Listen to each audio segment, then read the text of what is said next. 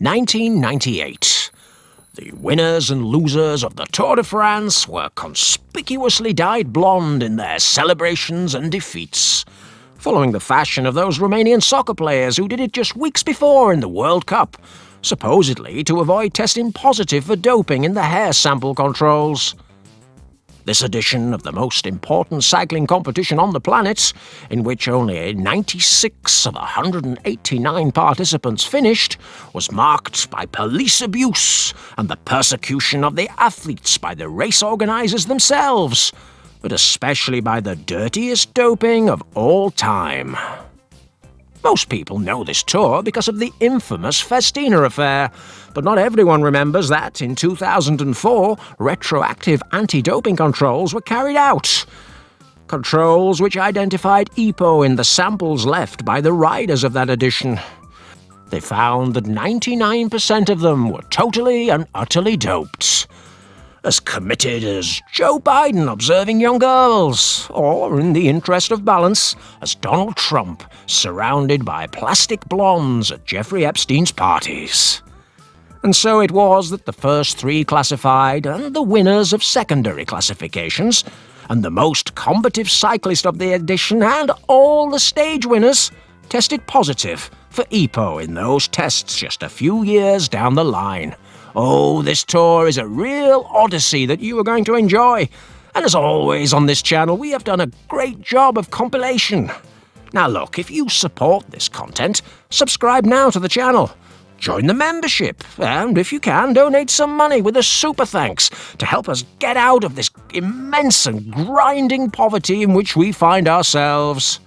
Now, get ready to enjoy the complicated Italian with the bald head covered with a piece of cloth, a rider who astonished the world, as well, of course, as the freckled, round-faced man sweating like a baked chicken after being surrounded by beer and cakes and concubines, or the three most doped French teams of all time. Oh, there was a lot to astonish the planet, and so, without further ado, let the show begin. After the 1997 edition of the Grand Boucle, of which you have already an extensive summary on this channel, everyone expected Jan Ullrich to be a historic champion, capable of crushing the rest of the riders not only in the Tour de France, but also in most of the cycling calendar, all thanks to his excellent riding ability and his impressive power when the roads were steep. However, the young man from Rostock, at the tender age of 24, became a real monster, fond of Mac-tonight nights in fast food restaurants as well as the neon lights, always accompanied by his beloved Weihenstephan beers and his contacts who gave him succulent portions of snow on the hottest nights of the Spanish winter. When everyone expected a real meat grinder to show up in the 1998 season, the plump and greasy Jan appeared totally out of shape at the Telekom team's training camp in Fuerteventura, and he spent most of this campaign trying to slim down from a rather shameful 90 kilos to his usual 70 kilos seen in the 97 campaign. L'Equipe newspaper described Ullrich as a zombie on a bike who looked like a tourist at the races. And Tour patron Jean-Marie Leblanc himself considered the previous year's winner as an unworthy character. At the end of April, he had to concentrate on a very hard stealth preparation in the German Black Forest to lose that stubborn last 8 kilos so that he could get to his optimum. And all the while, many of his rivals were already focusing solely and exclusively on the Tour de France. Jan's results improved with time and with weight loss, but even so, he was still performing well below the level of his teammate, the rider much admired by this channel, Bjarne Riis. For in the Tour de Suisse, which he used as preparation for the Grand Boucle, Bjarne was going rather well. Needless to say, our lovely bald-headed Dane used this fact to postulate himself as a possible leader of the Telekom team at the ripe old age of 34. In the end, Ullrich arrived at the starting line in Dublin just 2 kilos overweight, but evidently hadn't enjoyed an ideal approach to a race as important as this one. His main rivals on paper were again the very dangerous Festina team of Bruno Roussel, whose supposed leader was the newly dyed platinum blonde Richard Virenque. Third in 96 and second in 97, the perennial doped-up winner of the mountains classification would take to the start line ready to attack whenever the roads got steep. And he would do so with the financial backing of France's biggest budget team, all of which allowed him to acquire the best arsenal of drugs available. His season had even been much brighter than others in the past. He had a great approach to the Tour, scoring in the weeks leading up to it a third place in a very tough French national championships won by the doped-up Laurent Jalabert, as well as a win at Megève in the Dauphiné Libéré. In addition, this year's home crowd favourite had one of the most doped and dangerous teams in cycling history.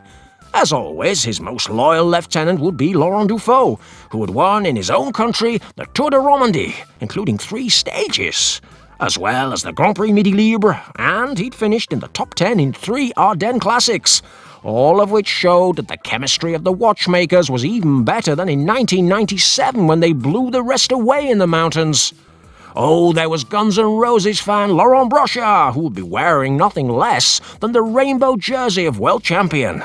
And of course, don't forget the dangerous doped-up druggie and narco owner Pascal Hervé, also in platinum blonde. He was getting ready to pack his veins with as much of the good stuff as possible to help his leader Virenque. And then, if the classic suicide squad of dopers like Christophe Moreau, Armin Meyer, Didier Roux and Neil Stevens was not enough, this year Festina had another new superstar.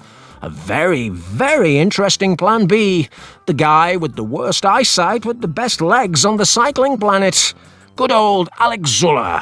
As you could see in the video we made of the 1998 Giro d'Italia, the Swiss coupon salesman was signed as leader of the powerful French team to win the Corsa Rosa. But after a superb performance where he seemed to be the clear favourite to win the Giro, an excess with the drugs ended the Swiss in a rather more discreet final position. However, this year's Tour route was much more favourable to him, with a far less hilly edition than 1997. Big cojones Zülle was closely watched by Virenque, who didn't want any other leaders in the team. But Bruno Roussel knew that if the dyed-in-the-wool favourite failed, then today's financial advisor could be a match for Team Telekom. But evidently Festina were not the only favourites. Marco Pantani went into the 1998 edition of the Tour with the main goal of his season already accomplished. His dream was to win the Giro d'Italia, and he had done it with an epic and highly doped time trial performance after overtaking Zülle himself and Mappe's Russian Pavel Tonkov after those classic mounted exhibitions. As we have already indicated, the route of the 98 Tour was not entirely suitable for the characteristics of the coke-addict boyfriend of the no less coke-addicted and artistic Christina Janssen. But Marco had 2 great motivations. The first was the clear improvement in the chemistry of the Mercatone Uno team. Pantani had surrounded himself with the best Italian doctors, and his teammates were flying. The tender 37-year-old Massimo Pondenzana, the doped guinea pig Marco used in the Lugano time trial of the Giro, had finished an impressive 4th at the Volta Catalunya. And, most surprisingly, was 25-year-old climber Stefano Gazzelli, who was becoming the mini Pantani. With his bald head in the wind, he was crushing the chubby German, as well as monsters like Leonardo Piepoli, Francesco Casagrande and Peter Luttenberger at the Tour de Suisse. Previously, the Mercatone team had existed for Pantani, and for Pantani alone, but in 1998 it was looking like a much more complete team and therefore would be a far greater support for the Giro champion. Marco's second motivation, more mystical and spiritual, came from the death of the patron of the team sponsored by the supermarket chain, the legendary Luciano Pezzi, who, in his good old days as a gregario of the legendary Fausto Coppi, had asked Pantani on his deathbed to dope like the mythical climbing whoremonger of the 50s and bring home to Italy the Tour, marking a Giro Tour double that had not occurred since the days of the Campionissimo.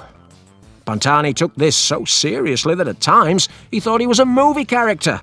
Literally, but we'll tell you about that when we talk about the mountain stages of this tour. As for other possible candidates, Spaniard Abraham Alano had had a much calmer campaign than the previous one, where he had failed miserably in the mountains and just at managing a partial victory in the form of the final time trial at Euro Disney. But this time the route was more favourable for him, and although he had not had the services of Michele Ferrari for 2 seasons, the Nesto team had found a new secret formula. We could see it in the Dauphiné Libéré, where, without Alano, the Friars literally swept the entire competition aside with a historic triplet made up of the doped Miguel Angel Peña and the drug-addicted and extremely dangerous José María Jiménez, and the legendary Frenchman Armand de las Cuevas, who had returned that year to the Spanish team. This bald-headed moron of strange ideologies and mystical thoughts crushed Festina, supported by his teammates in the Dauphiné. And then just a few days later, he did it to Telekom in the Route du Sud, where he beat no less on the Plateau de Bay the real monsters like the whoremongers Michael Bogard and Jan Ullrich on a day of cold and fog. However, this excess of chemistry was punished by the UCI, and just a few days after the continuous exhibitions of the Benesto team in the Dauphiné, the Spaniard Aitor Garmendia was sanctioned in the middle of the Vuelta a Catalunya for his high hematocrit of 54%. Something which the team boss, José Miguel Echevarri, could not even believe, hinting that it must be some kind of warning by Hein Verbruggen for Benesto not to play with the fireworks they had at their disposal. Other teams, however, were given carte blanche by the tour organisers, and they were obviously French. We're talking about 2 very dangerous blocks. There was Cofidis and the outlandish Casino of 1998. Now, Cofidis, the team that fired Lance Armstrong in one of the worst business deals in the history of cycling, they no longer had director Cyril Guimard or retired Tony Rominger, but they still had support from Dr. Bernard Sainz and his colleague Michele Ferrari, thanks to the figure of the 6th-place rider in the 97 Tour, Francesco Casagrande. Cecco was enjoying the drugs available to Alain Bondu's boys, enjoying them immensely and putting in some impressive displays in the Swiss and Italian mountains throughout the season. He had been preparing exclusively for the Tour. He was not the scrawny Casagrande that we would know years later. Then the doped Italian was a total rider, able to perform both on the flats and in the mountains, and he had a squad of real doping monsters, which you will know if you follow the full development of this video. On the other hand, the Casino of the current AG2R director Vincent Lavenu represented a totally different setup. They didn't have a man for the GC, but they were ready to spread terror on the French roads as if they were Freddy Krueger in the nightmares of beardless and tender teenagers. That group of doped cycling vermin like Jackie Durand, Alexander Vinokourov, Marco Salieri, Alberto Elli, Pascal Richard, Rolf Jarman, Bo Hamburger, Jan Kersipu, and especially the dealer Rodolfo Massi, they were going to storm the bench in the Grand Boucle in a season where they would surpass 60 stage victories. Among them, Flèche Wallonne, Bo Hamburger, and 2 victories in the Tour, which would leave everyone with their mouths wide open. Now, normally after this rather lengthy introduction, I would start right away with a stage review. But before the start of the 1998 Tour, there was a historic event which absolutely changed the rules of the cycling game forever. July the 8th, 1998, 3 days before the start of the Tour de France. Former Belgian cyclist and now Festina team masseur Willy Voet was on his way in his Fiat on loan from Almery Sports and sponsored by the Festina team to Calais in northern France, and there he would board a boat for Dublin. Days earlier he'd left the warehouses where Roussel's men kept their drugs in Lyon, and he travelled through France and Switzerland and Germany and Belgium to acquire between 400 and 800 bottles of capsules and pills of EPO and anabolics and growth hormones and maskers and tranquilizers and, well, all kinds of doping substances for the rather obsessed Richard Virenque and his teammates. The carrier pigeon Voet was unaware that Cyril Guimard, of whom we had spoken earlier, who was angry at having been expelled from the cycling world for embezzlement and economic corruption, would take revenge on all those who had denounced him. The macho French Sigma male, possibly coerced to avoid prison, told the French gendarmerie that Voet would cross the Franco-Belgian border at Neuville-en-Ferrand with a trunk full of doping substances in the fridge. And so, after waiting for him behind some bushes, the French authorities arrested the masseur and his huge shipment of drugs mentioned above. Although Voet had the nerve to say that those substances were for him and his personal use alone, which would have made him possibly the biggest junkie of all time, the gendarmerie already knew exactly who they were looking for. And they knew what they were looking for, and they knew why they were looking for it. And they had the evidence of having caught the official vehicle of the Festina team itself. Oh, the Festina Affair had begun. But the French public wasn't even aware of it, since they were more concerned about the World Cup held in their country, where the doped Zinedine Zidane crushed the doped Ronaldo Nazario, who almost died in that mythical French summer month. Voet would spend those days in prison, and what he would confess would shake the cycling universe, which was definitely looking the other way, specifically in the beautiful country of the Emerald Isle. Oh, Ireland, lovely, lovely Ireland, land of noble alcoholic people and green clovers and historic dopers. On July the 11th, 3 days after Voet's arrest, the tour started with a completely flat prologue through the streets of Dublin, a distance of only 5.6 kilometres. The Irish fans had a clear favourite, the Briton who was part of Roger Legier's very clean GAN team, Chris Boardman, who, after winning 2 prologues in 94 and 97, could now equal Thierry Marie and Eddy Merckx as the most successful in history for tour starts. But who struck first was, of course, a Festina rider, the then prologue specialist, the young doped-up Christophe Moreau, making a tribute to Voet with a spectacular time of 6 minutes and 17 seconds. In fact, Bruno Roussel's boys rode a spectacular prologue, with Virenque and Brochard just 12 seconds behind the winner, and there was Dufault at 9 seconds and Alex Zuller at 7 seconds, showing that the Swiss could very well have recovered from the excesses of doping in the Italian Dolomites weeks earlier. However, who overtook Moreau after almost 1 hour in the hot seat wasn't one of the supposed favourites, but rather the dangerous doped American Bobby Julich. While his compatriot and good buddy Lance Armstrong returned to victory in the Tour of Luxembourg after almost 2 years lost to cancer, the gringo Julich was bidding to win the prologue and logged a time 1 second better than Moreau. It was the first exhibition of a Cofidis rider, team that will give us all lots to talk about in this competition.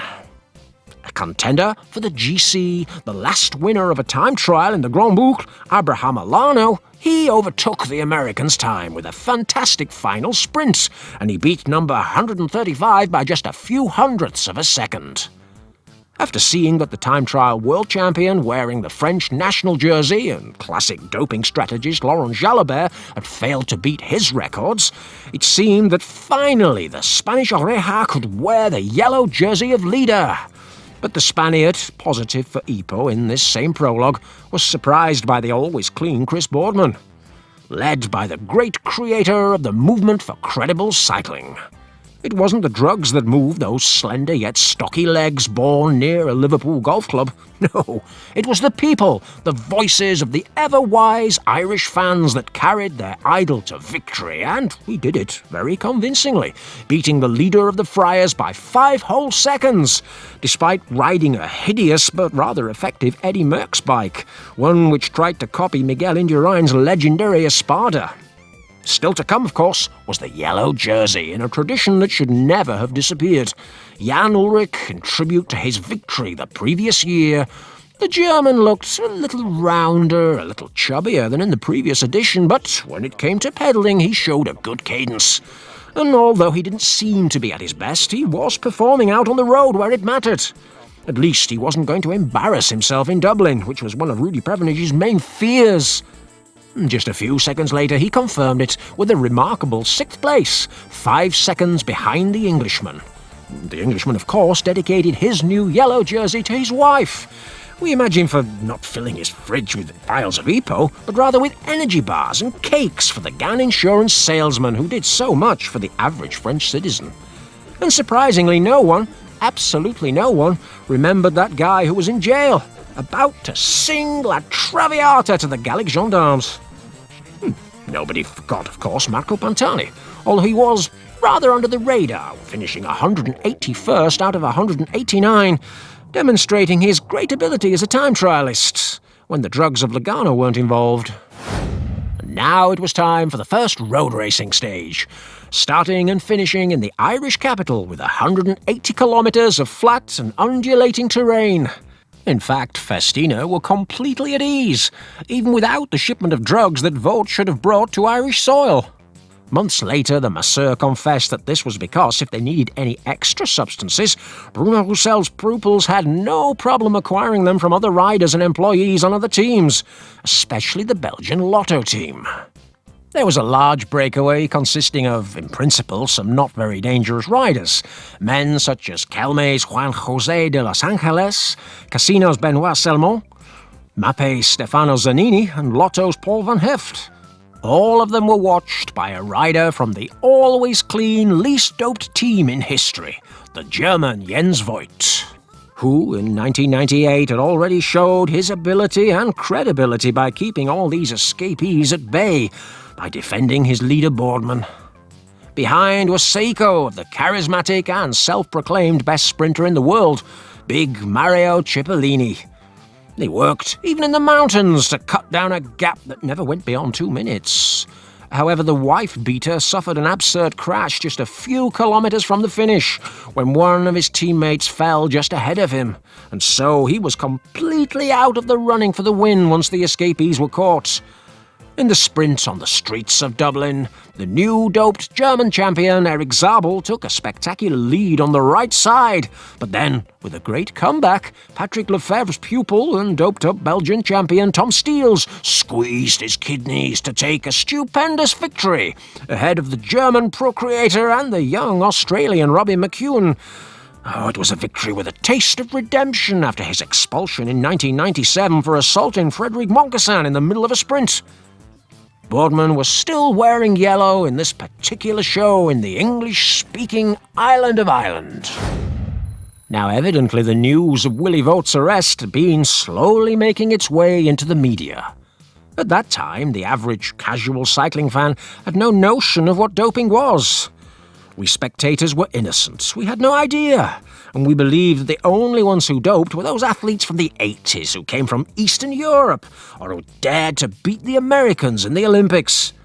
And in fact, the Tour de France organization itself was playing with that innocence since, although Jean-Marie Leblanc knew perfectly well what the French police had found in a Fiat car provided by the race bosses to the Festina team, he assured everyone that he had no intention of expelling the watchmakers from the race. He'd defend them and protect them under the presumption of innocence, despite the rather clear evidence of the systematic doping of those dirty riders. In fact, Jean-Marie Leblanc was more concerned with the race's own show. If the Irish were paying huge amounts of money, then they had to have a tribute to one of their own most legendary doped riders, Sean Kelly. He rode into the square that bears his name in his hometown as if he were John Kennedy himself through the squares of Dallas, waving to the average yokel from an old convertible, and all under the watchful eye of the future UCI president and then president of the Irish Federation, Pat McQuaid, a man whom both Kelly and Roach had described as self-serving vermin. As the race was still going on in Ireland, during the long, flat second stage of over 205 kilometres, this publicity stunt served Leblanc well, and so the Festina Affair didn't explode in the heads of all those present there. And moreover, on the way to Cork, the classic crashes of the first week of the Tour were back in the headlines. The yellow jersey, the yellow sports journalist, so it all came together, especially after seeing the very clean Chris Boardman wearing the yellow jersey crashing into a sidewall during an intermediate sprint. The British rider had to abandon. In tears and dirt, the race that had brought him glory and never gave him great sporting results. Within minutes, he was already in an ambulance with a neck brace, and he became the 13th yellow jersey to abandon the race, after his weeping former teammate Stefan Oehler in 1996. Along with Boardman, a man who would win the Tour the following year, Johan Brunel, in the Once team's new black jersey, also fell. Legier's clean men wanted to pay homage to their leader, and so the Swedish giant Magnus Backstedt pulled with all his might on the wild Fredrik Monkesson, but in a chaotic sprint with no order at all, it was Mappe's Czech champion Jan Svorada who surprisingly took the win. A second victory for Lefebvre's men with two different doped sprinters.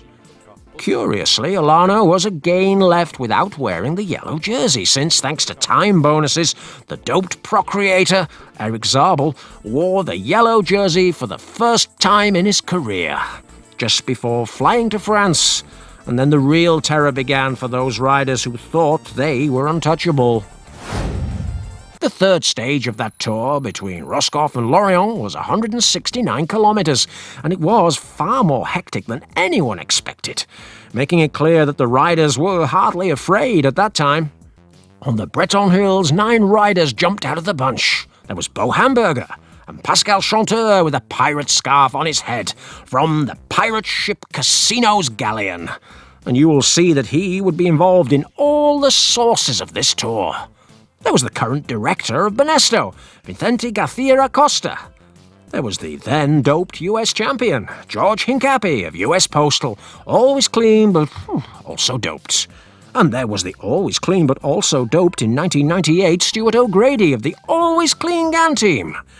There was Kelme's Francisco Cabello, there was FDJ's Xavier Jan, there was the East German Jens Heppner of Telekom, and as always, when there were movements from the German telephonists, there was a Festina rider, and not just any old Festina rider, but the very dangerous bully Pascal Hervé, wearing his hair in an impressive shade of silver, which made him look like Princess Zelda's horse in Tears of the Kingdom. This group quickly worked for a variety of common interests, pulling almost 8 minutes clear of the peloton by the halfway point of the stage. The 2 Casino riders in particular were passing and working well. Bo Hamburger was the best classified of those in the breakaway. The dangerously doped Hervé crowned the lead of the stage's climbs and thus achieved his goal of dressing in red as King of the Mountains for Festina. And so after that he had no problems. He was eager to work. And that was just the same day that the press discovered that among Willy Voet's drugs there were hundreds of bottles of EPO. Arriving in Lorient was the 27-year-old who tried to attack in a surprise and rather aggressive way, but fortunately, Xavier Jean and Jens Heppner caught him and overtook him. These 2 riders quickly formed an understanding, and the 10th place rider of the 92 Tour took advantage of his experience and his better chemical preparation to win the sprint, rather simply, over the FDJ rider.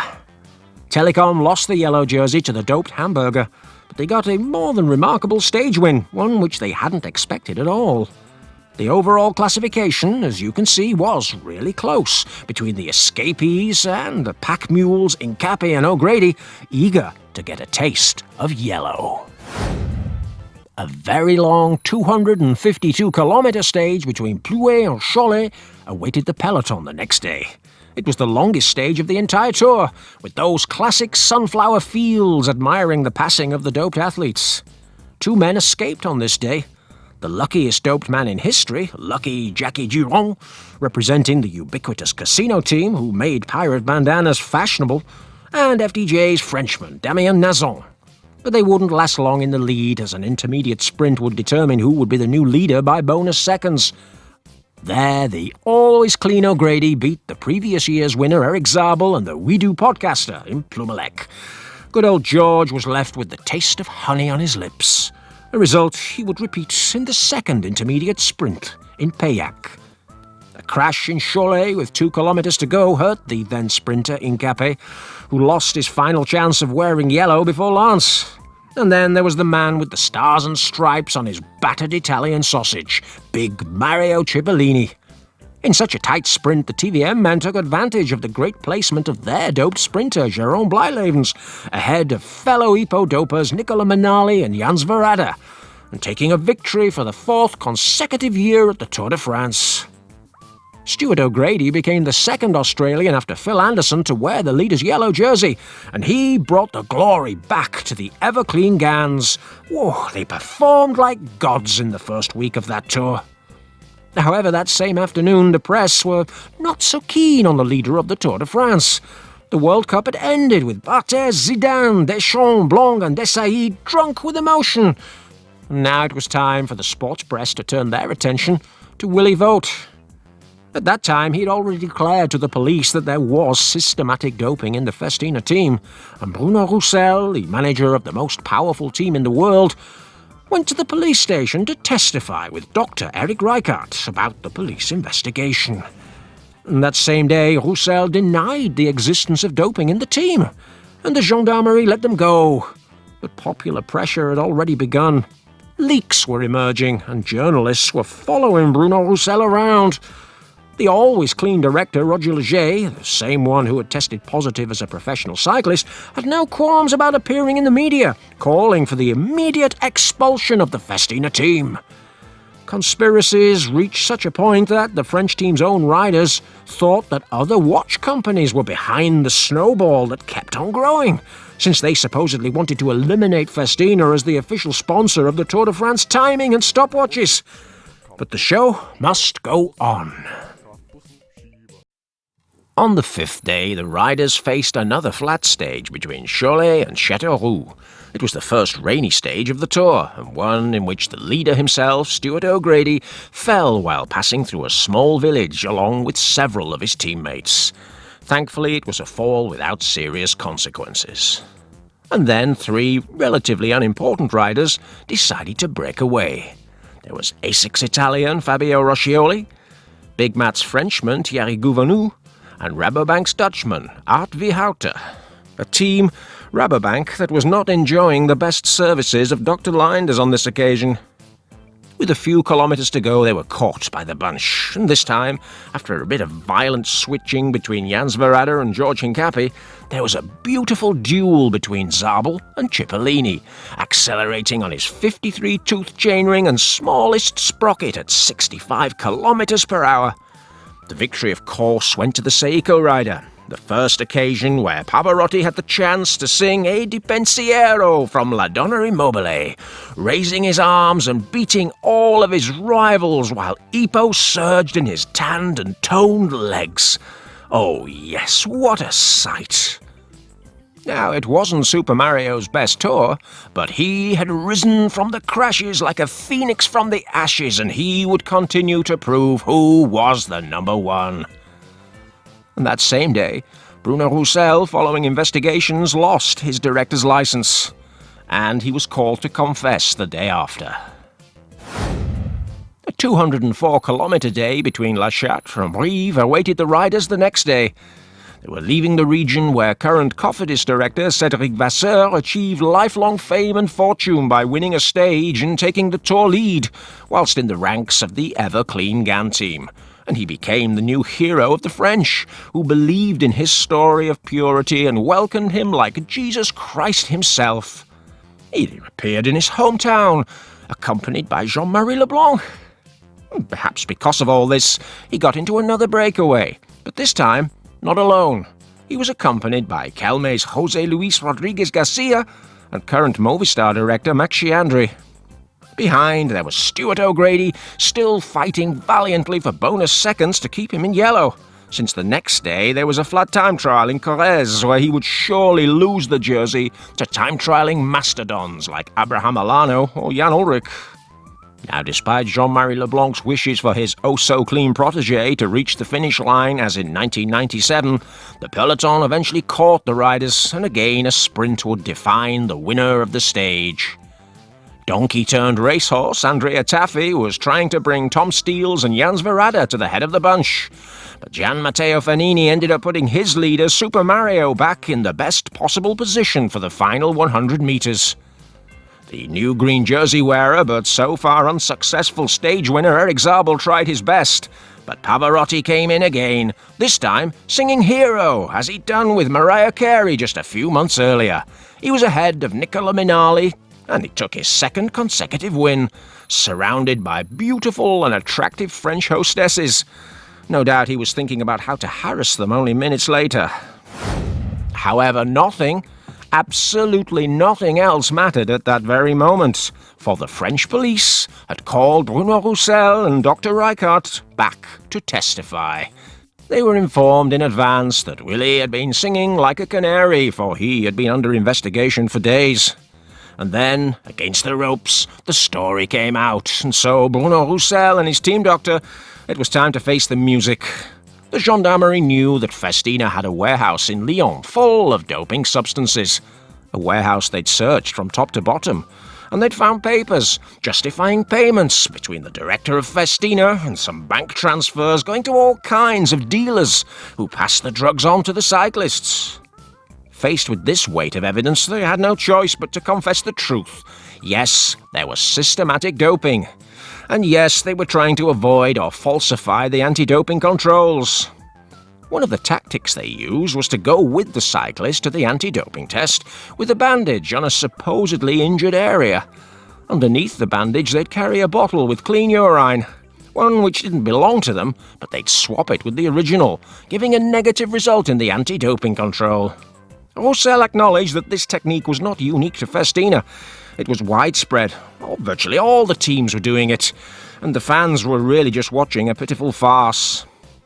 For the fans, it was like a moment identical to that children experience when they discover that Santa is a coke addict, played by Tim Allen, and really a fictional character who doesn't exist in real life. Oh dear. The tour was already a scandal after Bruno Roussel's confessions, and it all resulted in what became known worldwide as the Festina Affair. Jean-Marie Leblanc appeared at a hypocritical early morning press conference, expelling his country's darling team from the Tour de France under the excuses of pressure and an unbreathable atmosphere for the race itself. Now, previously, such scandals like the PDM case in the 1991 Tour de France had always been covered up under the umbrella of the press.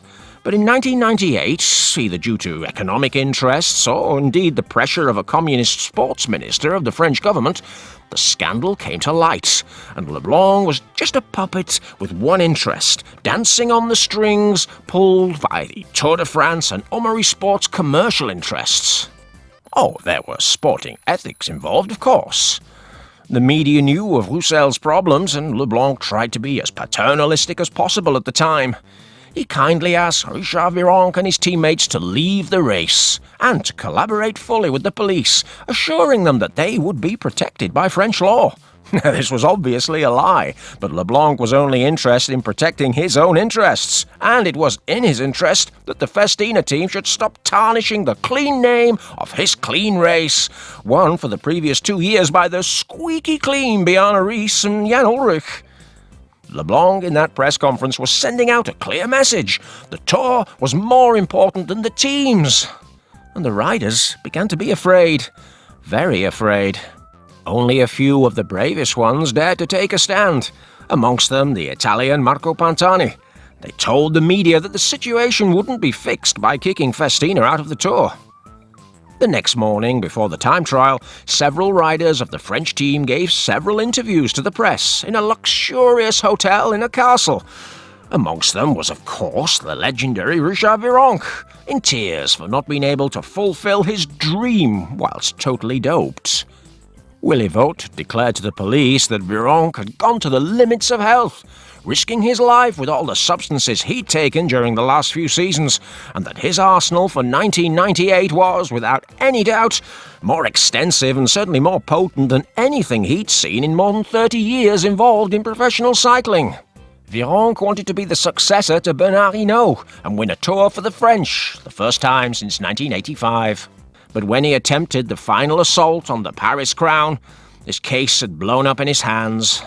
And while this controversy was raging in the cycling world, just what was UCI President Hein Verbruggen doing at such a tragic time for the sport he represented? Yes, he was with young concubines paid for by Fidel Castro in Havana, while presiding over a track cycling championships that almost nobody was interested in. Of course, without making any statements or showing my face, it was at that moment that I realized at the tender age of 8 that professional sport was a real lie. How sad. and yet the worst in that Tour de France was yet to come. The Festina team itself had in fact prepared the time trial bikes for that 58-kilometre stage between Mérignac and Corrèze, perhaps hoping that some conspiracy theory about clashes between rival watchmaking brands to be the official Tour timekeeper would be the cause of the expulsion of their team. But they couldn't start on that broken, hilly and twisty course, a route that was ideal for world champion and French idol Laurent Desbiens. But all the attention was taken by the Festina Affair, and so the TV cameras didn't connect with the race until the start of the big favourite, the formerly chubby Jan. However, before that, other candidates for the final victory had crossed the finish line. Marco Pantani with a rather discreet time of 1 hour, 19 minutes and 46 seconds, a long way from his stratospheric time trial in Lugano a month and a half earlier. Oh, there was Francesco Casagrande of Cofidis, who was undoubtedly the best of the pure climbers in that time trial. He logged a good time of 1 hour, 17 minutes and 48 seconds, giving him 8th final place on the day. Alain Bondu's Cofidis were flying, thanks to their incredible systematic doping inherited from Dr. Ferrari. And without Dr. Mabuse's men from Festina, they finally had a candidate to fight for the overall victory. Casagrande would never again do such a good time trial in his sporting career. However, the time that shocked the world before the cameras connected was that of the then unknown American, Tugboat. Yes, Tyler Hamilton himself. He'd practically just rolled up into Europe and was making his debut in a Grand Tour stage race. And he was experiencing the improvements that had made Bobby Julich a Tour de France contender and turned George Hincapie into an almost yellow jersey. He felt like a kid in chemistry class. And as these archival images show, Hamilton and US Postal marked this time trial in red on their blood transfusion calendar, and he rode a blistering time of 1 hour, 16 minutes and 35 seconds. Several other riders impressed as they crossed the finish line, such as the financial supporter of working girls, Michael Bogart. There was the doped-up giant anaconda who defeated Indurain, Melchior Mauri, or the granny-loving Russian, Yevgeny Berzin, but none of them came close to Tugboat's time. Not even the legendary doper, bald-headed friend of the channel, Bjarne Riis. He was up to his old tricks by claiming that the road would decide who the real Telekom leader was. It clearly wasn't going to be him at the tender age of 34, and after crossing the finish line with a lousy time, for him, of 1 hour, 19 minutes and 9 seconds, there he was with his mouth wide open, sweating like a pig. Only Hamilton's teammate, the Russian Vyacheslav Ekimov, came close to the gringo, with a good time of 1 hour, 17 minutes and 5 seconds, one which left him in 5th place at the end of the stage. And it made it clear that the US Postal were really cooking up some good stuff since the arrival of Lance Armstrong at the team. Now, as you can see, the dirty Festina riders were leaving, but the great clean heroes were arriving. From the United States of America, they'd fix this broken system. A system that, of course, included Jan Ullrich, the late-night whiskey lover, who, although he was visibly in worse shape than in 1997, he was still a real monster every time he had to get on a time trial bike. The German gradually beat the stratospheric Hamilton's split times, but without much of a gap. There was 35 seconds at the intermediate point, and then he accelerated in the final part. He was coupled man and machine on the Pinarello bike, and the raw power kept pumping, and so he finished with a great time of 1 hour, 15 minutes and 25 seconds, an average of more than 46 kilometers per hour. It would, of course, be the best time of the day. But this still wasn't the Jan of 1997. A rookie, yes, doped up to his back legs like Tugboat, was 1 minute and 10 seconds off the German's time. No longer the big gaps where he crushed everyone like he had done the year before. There were obviously still a few more riders to come, and there was one who continued to surprise everyone, showing this amazing preparation and dedication of the gringos and Cofidis. We're talking, of course, about Bobby Julich. After his great performance in the Prologue, he was only 1 minute and 18 seconds behind number one in this long time trial. That put him third both in the stage and in the GC. There was Ullrich and doped Bo Hamburger. Evidently those men didn't come to sell loans and credits. They were willing to do anything with anyone, including this good American rider who was far from really being a true superstar. Another doped rider who performed well in this time trial was the world champion Laurent Desbiens, as expected, recording a time of 1 hour, 16 minutes and 49 seconds, placing him fourth in the final, and this made him dream of a possible podium. Abraham Alano, who failed again after his time trial triumph at Euro Disney, lost 2 minutes and 13 seconds to Jan in a time trial without long straight roads, on terrain where he should in theory be much better than several of his rivals. And finally, there was the leader, Stuart O'Grady. He rode a time trial that was always clean, and he made the best of his chances. He didn't take off his helmet, and he finished in 15th position. It was not enough to keep the lead, of course, and the jersey passed onto the shoulders of the day's winner, Jan Ullrich, who was quickly advised by Godefroot and Pevenage. They had to look for allies because they had left the biggest possible rival, Marco Pantani, alive. For the first time, the Italian polytoxicomaniac had suffered no mishaps on the flat, and he had lost only 5 minutes to Ullrich before the mountains. That would, of course, be enough for the Ullrich of the year before, but would it be enough for the former fat man of 1998? Undoubtedly, the withdrawal of the Festina team had changed everyone's possible tactics. Zola, Dufault and Virenque were no longer there, and the rules of the game were being written anew, and so Telekom decided to play the next day. The 8th stage, finishing in Montauban, was the classic flat day with hills, 190 kilometers, and Telekom now had the opportunity to fight with Erik Zabel for a stage, as they had done in 1997, immediately after the time trial in Saint-Étienne. They knew they needed allies, and allies were duly found, from the Cofidis of Francesco Casagrande and Bobby Julich.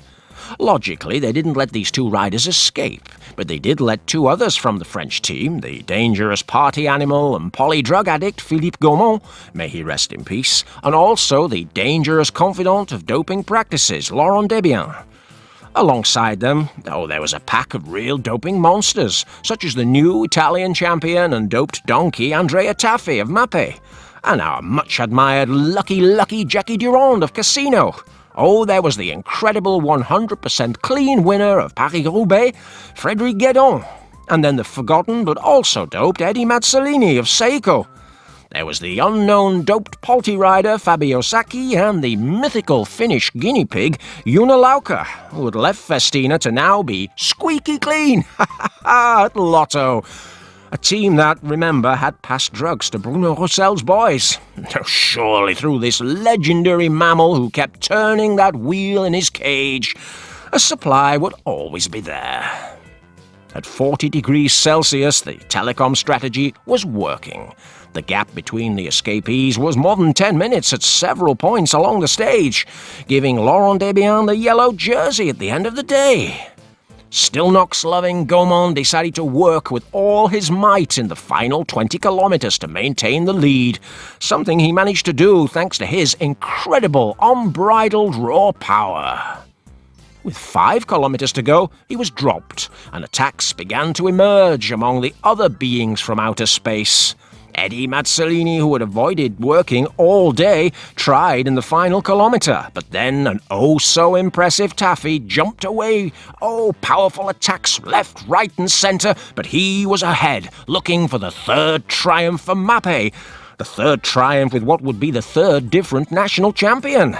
The Finnish guinea pig seemed to fall off the pace, and so it looked like victory would have to be shared among the other 5 monsters. Among them, the fastest, the smartest, and of course the luckiest was again Jackie Durand, the likeable character who followed Taffy's wheel only to launch an incredible casino-style massive EPO-sponsored kidney shot, overtaking the Italian donkey and getting his 3rd Tour de France victory. Each one more incredible than the last. They could have investigated Casino instead of Festina, but Vincent Lavenue's men were counting on luck, and Joker Durand, who made everyone around him look incredibly unlucky, well, on that day, he was untouchable. His compatriot Desbiens took the promised yellow jersey with a lead of 14 seconds over Taffy, and 3 minutes 21 seconds over Jan Ullrich. The Telekom plan had gone well. exceedingly well. And it would be seen how successful it was over the coming days. The last of the flat days before the arrival of the high mountains was between Montauban and Pau, and it was 210 kilometers on another very hot day at 40 degrees Celsius. It was all too much for Mario Cipollini, who, as he usually did in the Tour, retired before the arrival of the mountains. He was ready to do some bathing in a jacuzzi with some female who he could treat as a simple means-to-an-end meretrix. He chose one of his fantastic suits among the 400 that he had in his closet of being a man-about-town Sigma male. Yes, it was holiday time for Mario. He could hear the call. Meanwhile, the breakaway of the day would be fully consented to by the peloton, because with the heat and the upcoming arrival of the Pyrenees, plus the constant fear of being caught with doping substances, the situation was less than ideal for riding at more than 50 kilometers per hour average along the plains of a baking southwestern France. As always, there was a Cofidis and a casino in the break. This time, Italian veteran Massimiliano Lelli and former Tour de Suisse winner Christophe Agnolotto. And then there was world bronze medalist Leon Van Bon of Rabobank, Big Mat's Russian Alexei Sivakov, father of the current rider who's renounced his nationality, the platinum blonde dyed to avoid testing positive Francisco Benitez of Vitalicio Seguros, and the always clean Jens Voet of Gan, again in another Tour breakaway. Evidently, it was Lelli and Agnolotto who showed their impressive drug load and attacked on the first climb that they could see to take Benitez and Sivakov out of the equation, with Voet and Van Bon taking their time to rejoin the wheels of the men from those doped French teams. The four arrived together in Pau, and there it was that the Dutchman Van Bon, who, thanks to his impressive top speed, was able to win, ahead of Voet and the other two slower but still incredibly doped riders. At least Linders Medicine worked on real killers like Van Bon, a legendary rider with beautiful blue eyes, and he performed better than ever in his career in that epocha. Desbiens arrived in the Pyrenees as leader, a Pyrenees with two decisive stages that would change the fate of the race. The first one was the classic mountainous course between Pau and Luchon, almost 200 kilometers long, and with an enchainment of the Aubisque, Tourmalet, Aspan and Peresourde. The first thing to note was the incredible fall in temperatures. After overnight rain, the temperature fell to 20 degrees Celsius in Pau, 20 less than the previous day.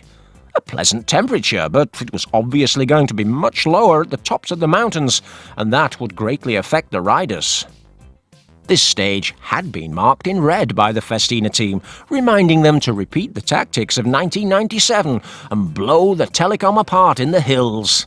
But they were no longer there, and so there was tension, palpable tension amongst Jan Ullrich and the rest of the team. On the flat road to the Aubisque, only Fabio Roscioli of Asics, already doped in 1993 by doctors Francesco Conconi and Giovanni Grazzi, he was the only one who dared to attack, but he wasn't a real climber. He was a combative guy, certainly, but not a real climber. Arriving on the Colossus of the Aubisque, he was immediately caught by the local hero of the French rednecks, Cédric Vasseur of the always clean Gan.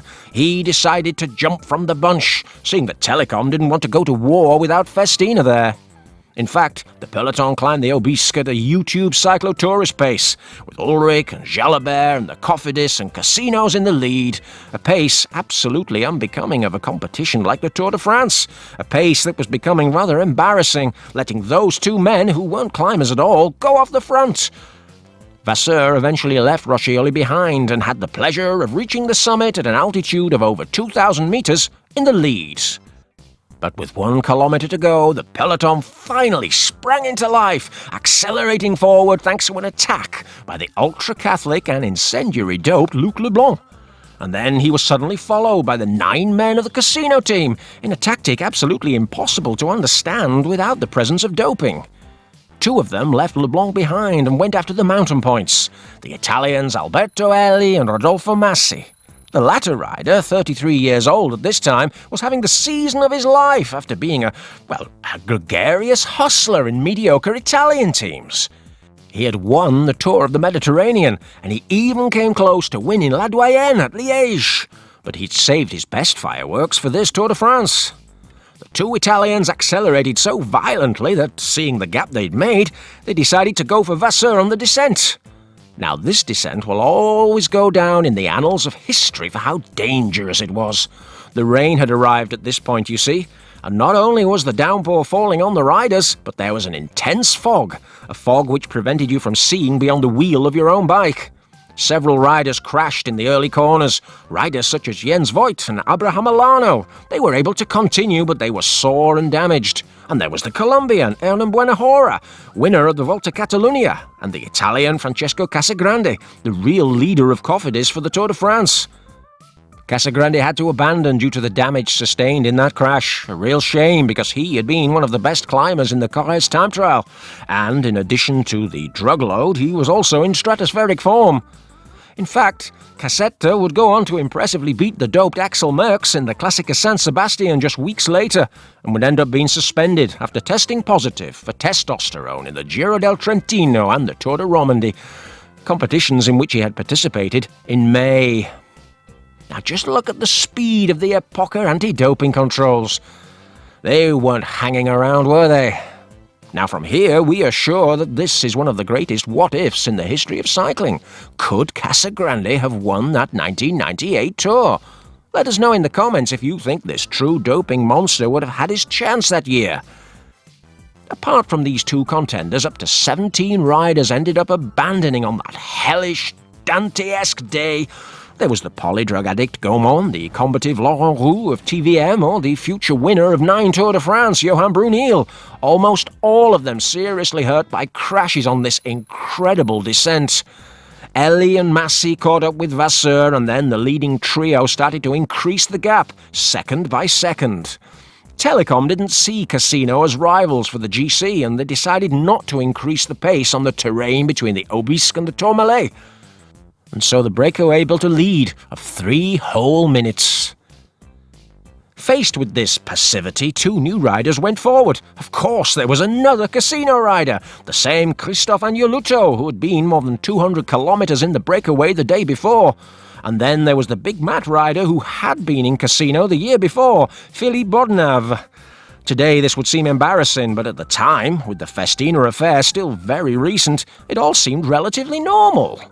As they opened up a gap on the peloton, several riders jumped out of the bunch. There was the high hematocrit master, Riccardo Focconi of Mercatone, the then unknown Christophe Rinero of Cofidis, with his cap on backwards, such a stylish boy, and the Belgian of the Lotto trafficking team, Peter Farazin. There was Benestos César Solin. He abandoned his compatriot Olano. There was another Casino rider, Pascal Chanteur, and then the same Leon Van Bon who'd won just the day before. There was the friend of Eufemiano Fuentes, Francisco Cabello of Kelme. And then the dyed pink to avoid testing positive rider, Pascal Derame of US Postal. Oh, and there were so many other adventurers, all wanting to party. At the foot of the Tourmalet, the advantage of the leading trio was 2.5 minutes over Bordenave and Agneluto, and 3.5 minutes over the group of Rinero and Focconi, and 6 minutes over the peloton. A peloton that seemed to be like a herd of cattle being led towards pasture. The ascent of the Tourmalet was absolutely disappointing, nothing like the 1997 edition. Despite the poor visibility, the pace of the Telekom riders, led by veteran Udo Boltz, was too slow, and no one, absolutely no one, dared to attack, even to try to gain a minimal advantage. 20 boring kilometers ended with Alberto Elie passing Vasseur and Massey. They were 2 minutes ahead of the then unknown Christophe Rinero, who had attacked the chasing group and overtook the duo of Agneluto and Bordenave. He was so unknown that not even French TV bothered to record him. The big bunch came along with a 5-minute deficit and continued to lose more time on the way to the Aspin. It was such a slow pace that even Abraham Alano, who'd fallen off the Tourmalet again as in 1997, easily caught up with the bunch on the descent of the mythical pass. Many people remember the boring epos of US Postal's Blue Train, but on that day in 1998, the men in pink and white of Telekom were trying to do exactly the same, to bore the sheep and bore the spectators who were used to pyrotechnic displays. The firework displays had ceased to exist once Festina had left, and there, of course, there was the constant fear in the peloton, which didn't help at all. Some second-rank men like Giuseppe Di Grandi, Marco Serrano or Leonardo Piepoli managed to escape from the group. But among the big names, the only one who dared to try it was the French champion, Big Cojones Jalabert. However, within a few meters, several riders like Dariusz Baranowski of the US Postal jumped him, and so he was quickly caught. By the top of the S-band this time, it was the dangerous Rodolfo Massi who took first place from Vasseur. They had 2 minutes advantage over a then unknown Rinero, who was going for it alone with more than 60 kilometers. A continuous roller coaster. More than 5 minutes behind was the peloton, led by the Dutch financial supporter of working girls and national champion, Michael Bogaert, who launched a very cheap attack that was quickly followed by Fernando Escartin and Dariusz Baranowski, and the rest of the important men of the Tour.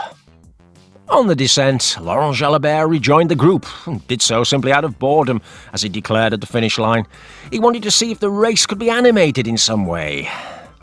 Then there was another Cofidis, the 31-year-old Swiss sprinter Roland Meyer. He decided to attack on the descent and on the uphill towards the Peresort. There was a general consensus that Ullrich was not in the best form of his career. It could be seen in a certain hesitancy of attitude, such as giving away the yellow to Desbiens, or barely working until the last climb of the day. And on the classic Peresort, with its constant slope at 7% for 8 kilometers, it was a very affordable slope with its long straights, and it was ideal for keeping things together and ensuring that there were no big differences. Up the road ahead, Vincent Lavenu saw that Rodolfo Massi had saved his energy until the S-band, and that he was in much better shape than Elie, and so he decided to sacrifice him to increase the pace and try to get rid of this idol of the French people. He didn't succeed, but he did leave him sufficiently stunned, and so when he'd stopped working, the 33-year-old Massi, already without a cap and certainly without any shame, attacked, and Vasseur stayed in place after a few meters of trying to chase him. And the drug dealer and mafioso escaped, flying on to victory. Behind them, the Telekom team stepped up the pace, because they saw that Jalabert and Alano were having trouble keeping up with the telephonists. And Jan Ullrich himself took the head of the bunch. Suddenly we were back in 96 or 97 when he was working for his then bald-headed, doped-up leader, friend of the channel Bjarne Riis, of course. The image was hilarious. Ullrich was imposing himself on the race, demonstrating the great power in his legs, as he had done the previous year in Val Louron, while his teammate, Bjarne Riis, was just following the wheel of the rivals, without working for a second. And yet he'd promised days before in several interviews that Ullrich had yet to beat him. The fun-loving, beer-loving German ended up gradually catching up with both Piepoli's group and the then unknown Christophe Rinero, and the group of favourites gradually dwindled until it was composed of Ullrich himself, Bobby Julich, Marco Pantani, Fernando Escartin, the whoremonger Michael Bogaert, Leonardo Piepoli, Giuseppe Di Grandi, the party animal José María Jiménez, the Frenchman Jean-Cyril Robin of the already prepared by Ferrari US Postal, and his Catholic compatriot Leblanc. Oh, and the aforementioned friend of the channel, Bjarne Riis. Ullrich had been on the front for 5 kilometers, unassisted, and then the cameras changed their focus from the bald Dane to the bald Italian, the recently self-styled pirate, with a scarf similar to those of the men from Casino, but here in the Italian supermarket version. And then, perhaps because of the acting classes of his drug-addict girlfriend, he decided to attack, with 2 kilometers to go to the top. A superb move with so much power, well, it looked like David Coulthard's McLaren sweeping a poor Minardi aside as he passed Jan Ullrich, flying through the fog, clutching the drops and looking back to see that no one was following him. The image was shocking. He was no longer that bald guy with giant ears and no style who looked at it straight out of Shrek's swamp. Oh no! Now he was the cool guy of cycling, with a bandana on his head, and his facial operations, and his colourful Bianchi bike. And the crowd loved that. They cheered him on, "Oh, you rascal!" And then he overtook the idol Vasseur. The leading trio was more than 5 minutes ahead of Pantani before the start of the climb, but in the last 2 kilometers they reduced the gap, to such an extent it looked like they were going to catch Massi and win the stage. Only Fernando Escartin, supported by the wise advice of Ufe, attacked Ullrich in a more subtle way. far from reaching the stratospheric level of the Pirate. Massey crowned the Peresord in the lead, showing that Casino had premium gasoline, although now he was only 40 seconds ahead of Pantani and 1 minute ahead of Escartine. There were only 15 kilometers left, the continuous descent to Luchon, and being a practically straight-line drop, the heavier Rodolfo Massey managed to keep a lead over the consummate downhill rider. Bjarne Riis finally got to work downhill and managed to catch Fernando, and then we watched the show of the Pirate, descending in a posture that is nowadays forbidden by the UCI killjoys. Hanging off the back of the bike, the saddle touching his tummy and the rear wheel rubbing his sweet round bottom. But it was not enough. The drug dealer Rodolfo Massey had been 140 kilometers in the wind and air and rain on his old and wrinkled face, and he entered euphoria, celebrating the greatest triumph of his professional career. A triumph that still belongs to him, and is still there in the official Tour de France palmarès, despite confessing months later that he had passed drugs to many important men of the peloton and that he had doped like a mule with EPO in 1998. He hadn't ridden the Tour since 1990. He wasn't a sprinter nor a climber, but he had now won the most important, historic Pyreneean stage, and he managed to elevate himself to first in the King of the Mountains classification. And even so, his greatest moment of fame would come later. 36 seconds behind, Marco Pantani crossed the finish line, a psychological blow to all his rivals who came in 23 seconds behind the Pirate, led by the whoremonger Bogart with the new race leader Jan Ullrich and the new second place Bobby Julich. Bo Hamburger, no laughing at the back, kept his podium place by crossing with Alano and Berzin less than a minute behind Ullrich. And more than 2 minutes behind were other protagonists of the day, like Jalabert, Rinero or Vasseur. The new leader showed that he was strong and not at all like a fat man.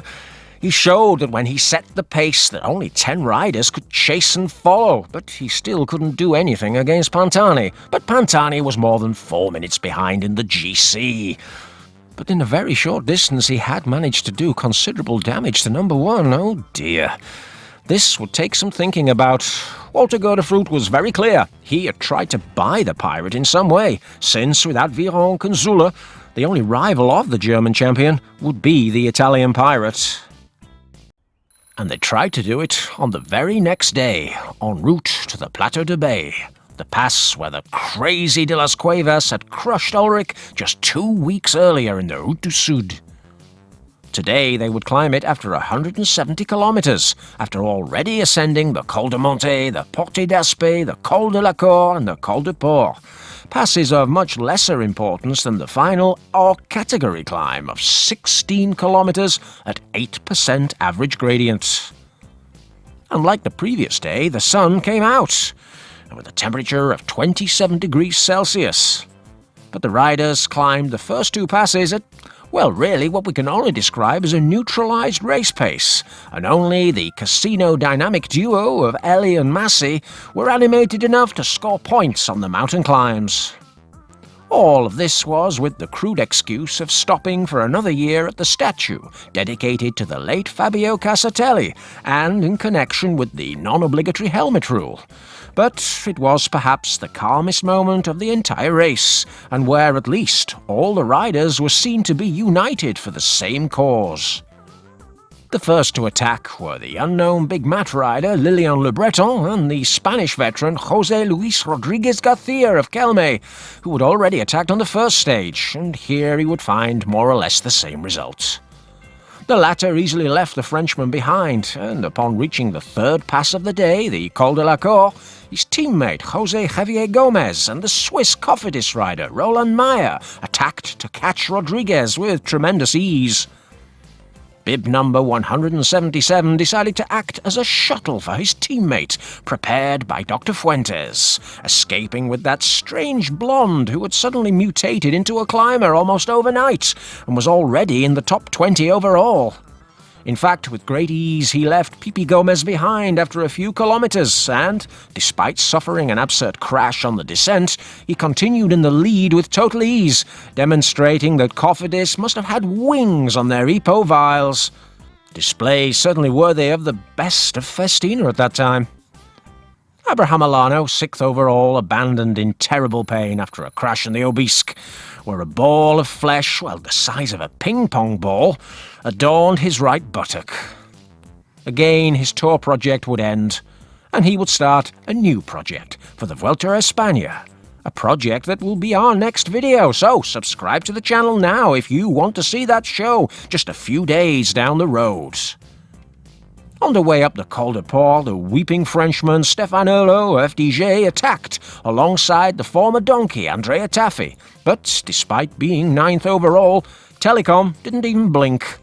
Of course, neither Hurlot or Taffi nor Gomez could get close to a stratospheric Roland Meyer.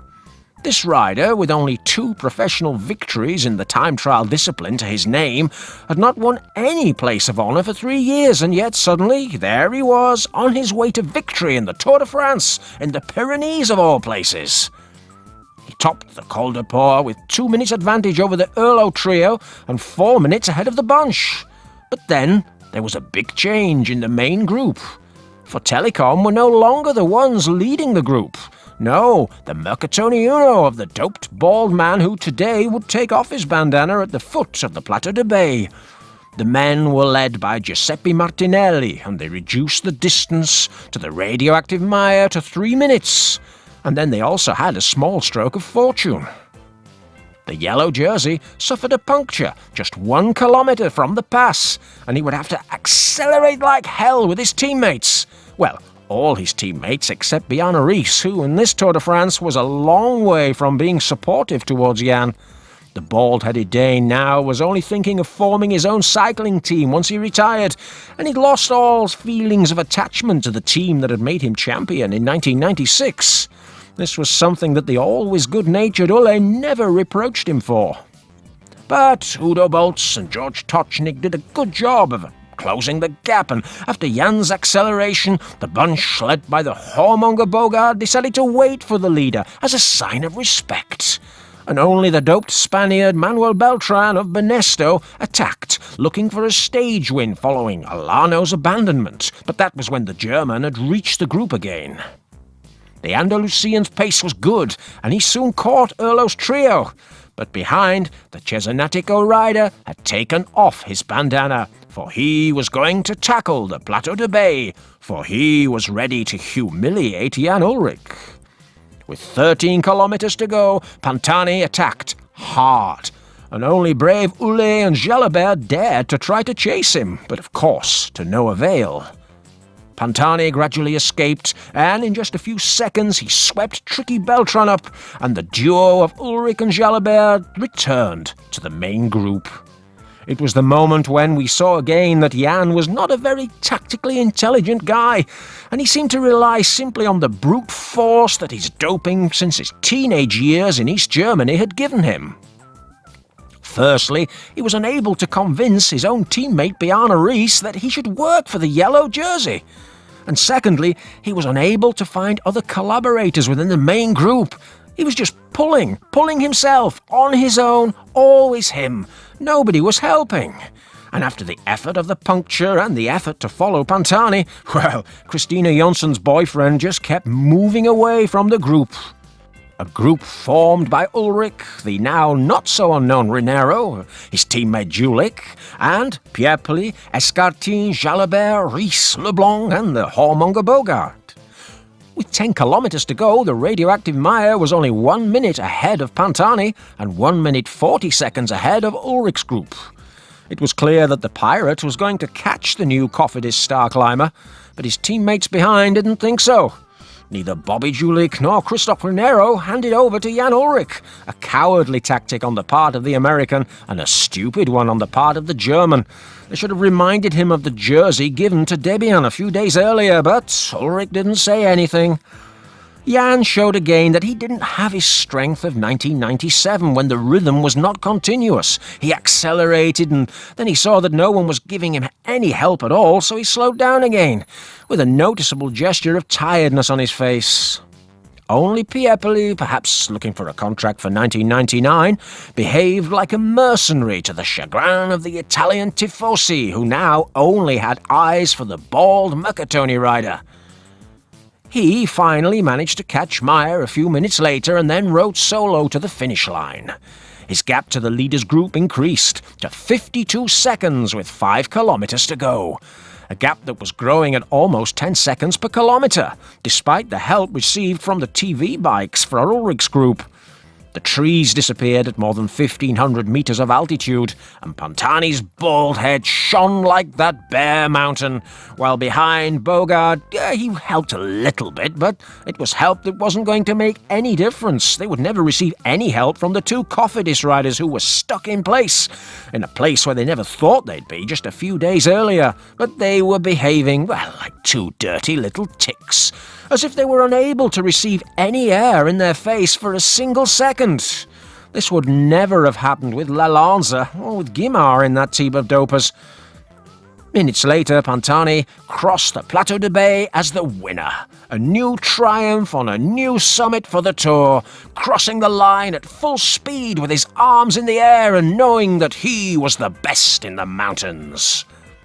The Swiss Meyer took second place on the stage, 1 minute and 26 seconds behind, and then just afterwards came, like a Ferrari, Bobby Julich, who had the nerve to attack Ullrich with 150 meters to go to the finish line.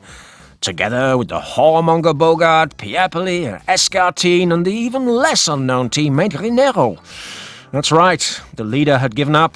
He came in 7 seconds later after a superhuman effort. Now, what would have happened if Cofidis had dared to attack him a little earlier? Maybe Julich could have been leader of the Tour, but no, he was still second at 1 minute and 11 seconds to Ullrich. Ullrich had saved the day as best he could. Galibier was third in GC, already crossed the line 30 seconds after Ullrich, with another Cofidis rider, the carrier pigeon Kevin Livingston. But now he was already on equal time with Pantani, who continued his comeback.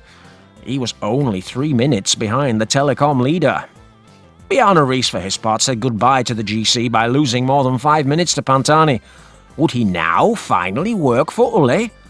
These are questions that needed to be answered. But first came the rest day. Ah, yes. Unfortunately, it was anything but restful.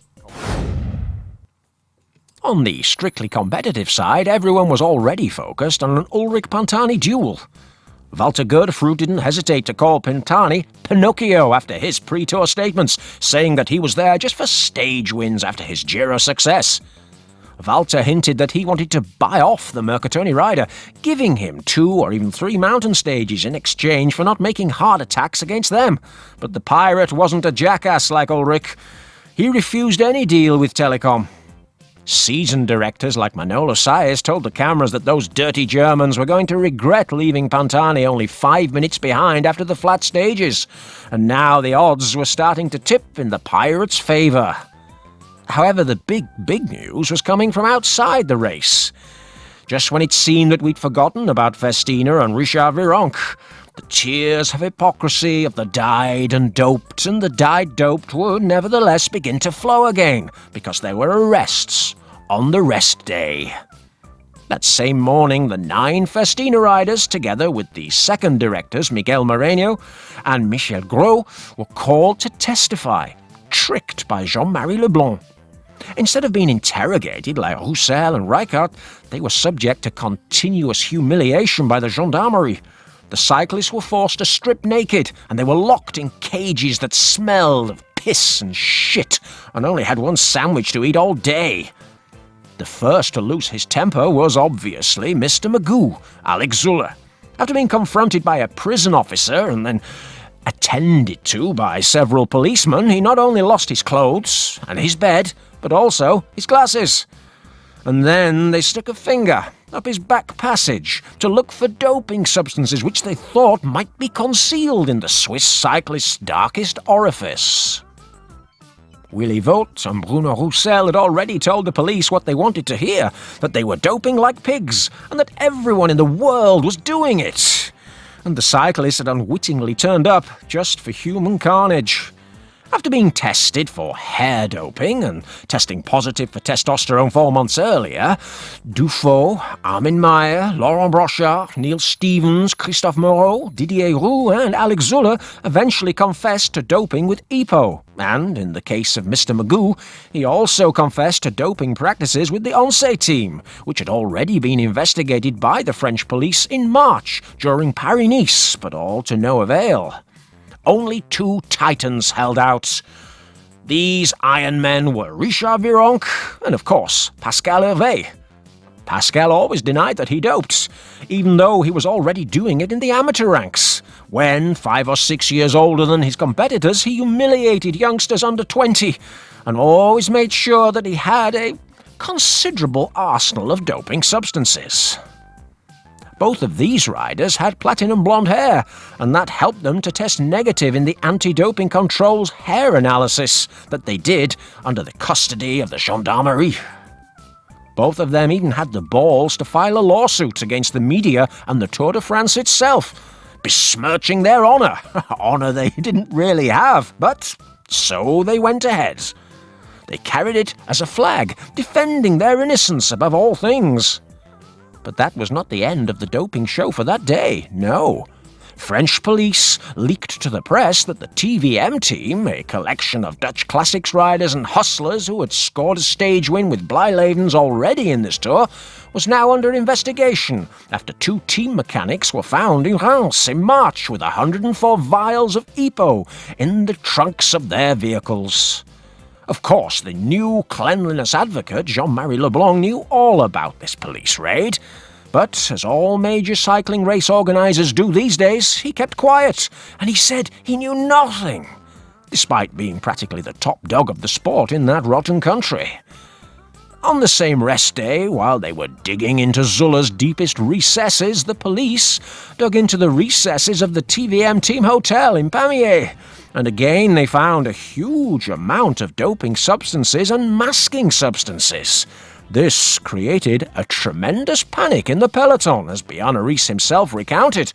Riders from many teams started hiding all their pills and vials. They were flushing syringes down the toilets and burning evidence. They were paying citizens to hide their dirty doping tests. The panic only increased when the investigating judge in Reims ordered the arrest in Foire of Case Prime and André Michailov, director and doctor of the Dutch team. And the hypocrite Jean-Marie Leblanc could not think of anything else to say to the press except TVM would be expelled from the Tour if they were found to have broken the rules, something that of course he knew all too well. That is to say, they would be expelled if it came to light that they had doped, and therefore damaged the image of supposed cleanliness that the race enjoyed. To end the hectic rest day, the TV channel France Deux broadcast a nightly report where a journalist had sneaked into the A6 team hotel and found syringes and empty bottles and other strange products in the rubbish at the cyclists' rooms. This last fact was key to understanding the events that would occur the day after in Tarascon. The cyclists were to ride a 222-kilometre stage from Tarascon to Le Cap d'Agde. But then they decided to go on strike to defend their dignity in the face of police abuse and pressure from the organisers and the press. There were several cyclists who took on the role of union leaders. Luc Leblanc, Marco Pantani, Jacques Durand, Max Chiandri, and especially Laurent Jalabert. As French champion and best overall national qualifier, the Oncé rider was fed up with police chases, and he ordered the rest of the peloton to sit on the road, not to turn a single pedal stroke that day. Because, according to the doped-up world time trial champion, no one was talking about the race, they were only talking about doping. Jaja's director, Fat Balbas, confronted the organisation harshly, saying that Almery Sports only thought of Almery Sports and they weren't thinking about the cyclists. He was furious, he was pissed off like a killer whale in the middle of the ocean. The athletes weren't too keen on the measure taken by Hein Verbruggen from Havana. the immediate implementation of a health card for cyclists, a kind of biological passport where the UCI would know at all times where and when the athletes were while they were doping in their preparations. Jean-Marie Leblanc got really nervous. He knew that if the stage were not disputed, then possibly the Tour de France would have to be cancelled at that very moment. And so he decided to behave like a real mafioso after more than an hour and a half of sitting by the cyclists. He went after the team directors and threatened them with terrible legal and sporting consequences if they did not order their riders to ride the stage. Now, these directors didn't want to be the new Bruno Roussel. Very soon they were quaking in their tight leopard skin thongs. And so they ordered their riders to race again, and in some cases they threatened them by breaking contracts or reducing their pay. In addition, 2 of the teams ignored the rest of the cyclists and came to Jean-Marie Leblanc's defense. These were the always clean Gan of Roger Leger, who was looking for the support of Omeri Sports to gain new sponsorship for 1999, and the Telekom team, who wanted to have favoured treatment continuing from the organisation for Ulle. And also Bjarne Riis had a personal interest because he was looking to construct a new Danish team. And as always, the bald rat saw an ideal opportunity to achieve his own interests. These 2 teams started the stage on their own, and other riders just had to follow their wheel. Pantani, Luc Leblanc and Galibier were the last ones to return, totally enraged. Especially furious was the Once team rider, who launched an unbridled attack as soon as he reached the bunch, with his brother Nicolas from Cofidis and TVM's Dutchman Bart Voskamp. TVM, of course, being currently under the microscope of the French police. Laurent Jalabert worked hard with tremendous fury on the flats, and this leading trio reached an incredible 5 minutes lead, placing the Frenchman as virtual leader of the race. But Telekom, along with Marc Madieu's FDG saboteurs, went to work as they had never done before, this time including Riis himself, who wasn't working for the leader Ullrich, but rather to catch the oh-so-evil Jalabert. Jalabert abandoned the breakaway with 53 kilometers to go, but now racing was underway, and despite the delay at the start, the riders were back on schedule. With 32k to go, they caught the duo of Voskamp and Nicolas Jalabert, but the fire of the strikers was far from being extinguished. Several men from the teams most involved in the revolt tried to break away solo. First, there was the doped Italian Rossano Brasi of Polti, followed by 2 classic suspects for this type of breakaway, Thierry Gouvenou of Big Mat and Jackie Durand of Casino. The winner in Montauban was totally on fire. In the morning, he had been one of the greatest defenders of the cycling collective, and the luckiest doped rider in history was now one of the most combative men of that Tour de France. He quickly left Gouvenou behind and went solo on the flat at full speed, riding harder than he had done 6 years earlier in Flanders. However, even Ipo couldn't handle that much uncontrolled power, and although he came in first on the Flamme Rouge, Lucky Jackie was totally exhausted. The current Eurosport commentator tried his best, but he was caught 400 meters from the finish. And then in the sprint, Jan Svorada worked like never before for his teammate Tom Steels, and he won with ease over the always clean Gan, Francois Simon. A second victory for the Mapei rider, but it seemed to matter little to the press, and even less to the riders present there. In fact, much more interesting were the declarations of the leader Jan Ullrich himself. Of course, he was forced into it by his directors Walter Godefroot and Rudy Prevenage. They didn't want to lose their privileges. He assured everyone, dressed in yellow, that in order to bring peace, he would give up the financial prizes that he won in the Tour to improve anti-doping controls. Of course, it is not that the lover of strangling women was a champion of cleanliness in cycling. Simply, the Telekom team knew perfectly well that there is no better way to mask a positive than to have bought the laboratories. And the show would only continue on the next day. 196 kilometers, finishing Carpentras without the Mont Ventoux, but with the Col de Mur near the finish. That awaited the riders, but again the spotlight was off the race. In the morning, the organisation gathered the directors and doctors and 1 rider per team at the Hôtel Mercure to explain the new UCI measure and ensure that the Tour would even make it to Paris. Of course, Ein Verbruggen was not there. He was still partying in Cuba. but his French deputy and vice president Daniel Barle, he was there. The riders and directors, except for the always clean Roger Leger, rejected the introduction of the UCI health card, and although Bjarne sided with Leblanc, the majority quickly dismissed those dinosaurs who suddenly wanted to avoid linking cycling with doping, even though they'd known for years what was going on with EPO in the peloton. They only managed to agree that the health card would not be introduced for the 1998 season, and that it would at least be discussed at the end of the year for possible implementation in 1999, which, as we know, would not happen. However, for the time being, Jean-Marie Leblanc had won the Battle of Tarascon. Not only did he have some riders and teams on his side, he also had the directors of enemy teams under the veil of his threats. And they had riders under their threats. However, the most controversial tour in history would still have more murky, dark episodes. But as for the stage itself, a large breakaway was formed, almost from the start, with Salt Lake City guinea pig Marty Jemison of US Postal, the weeping Stefan Erlo of FDJ, the walking meme Vicente Garcia Acosta of Banesto, the donkey-turned-racehorse Andrea Taffi, and his teammate Daniele Nardello. For Joe Rogan, he is the real winner of the 1999 Tour, and who are we to argue with Joe? Oh, and then there was the doped sprinter Nicola Minali of Riso Scotti, there was Cipollini's ghost pair Massimiliano Mori of Seiko, there was the strange Jumbo-Visma duo of Den Bakker and Morenhout. The previous day's second-place François Simon of the always clean Gan, and the doped rider who today would compete under another country's flag, Sergei Ivanov of TVM. This group had reached a very large advantage over the bunch, and between them they would now play out for the victory.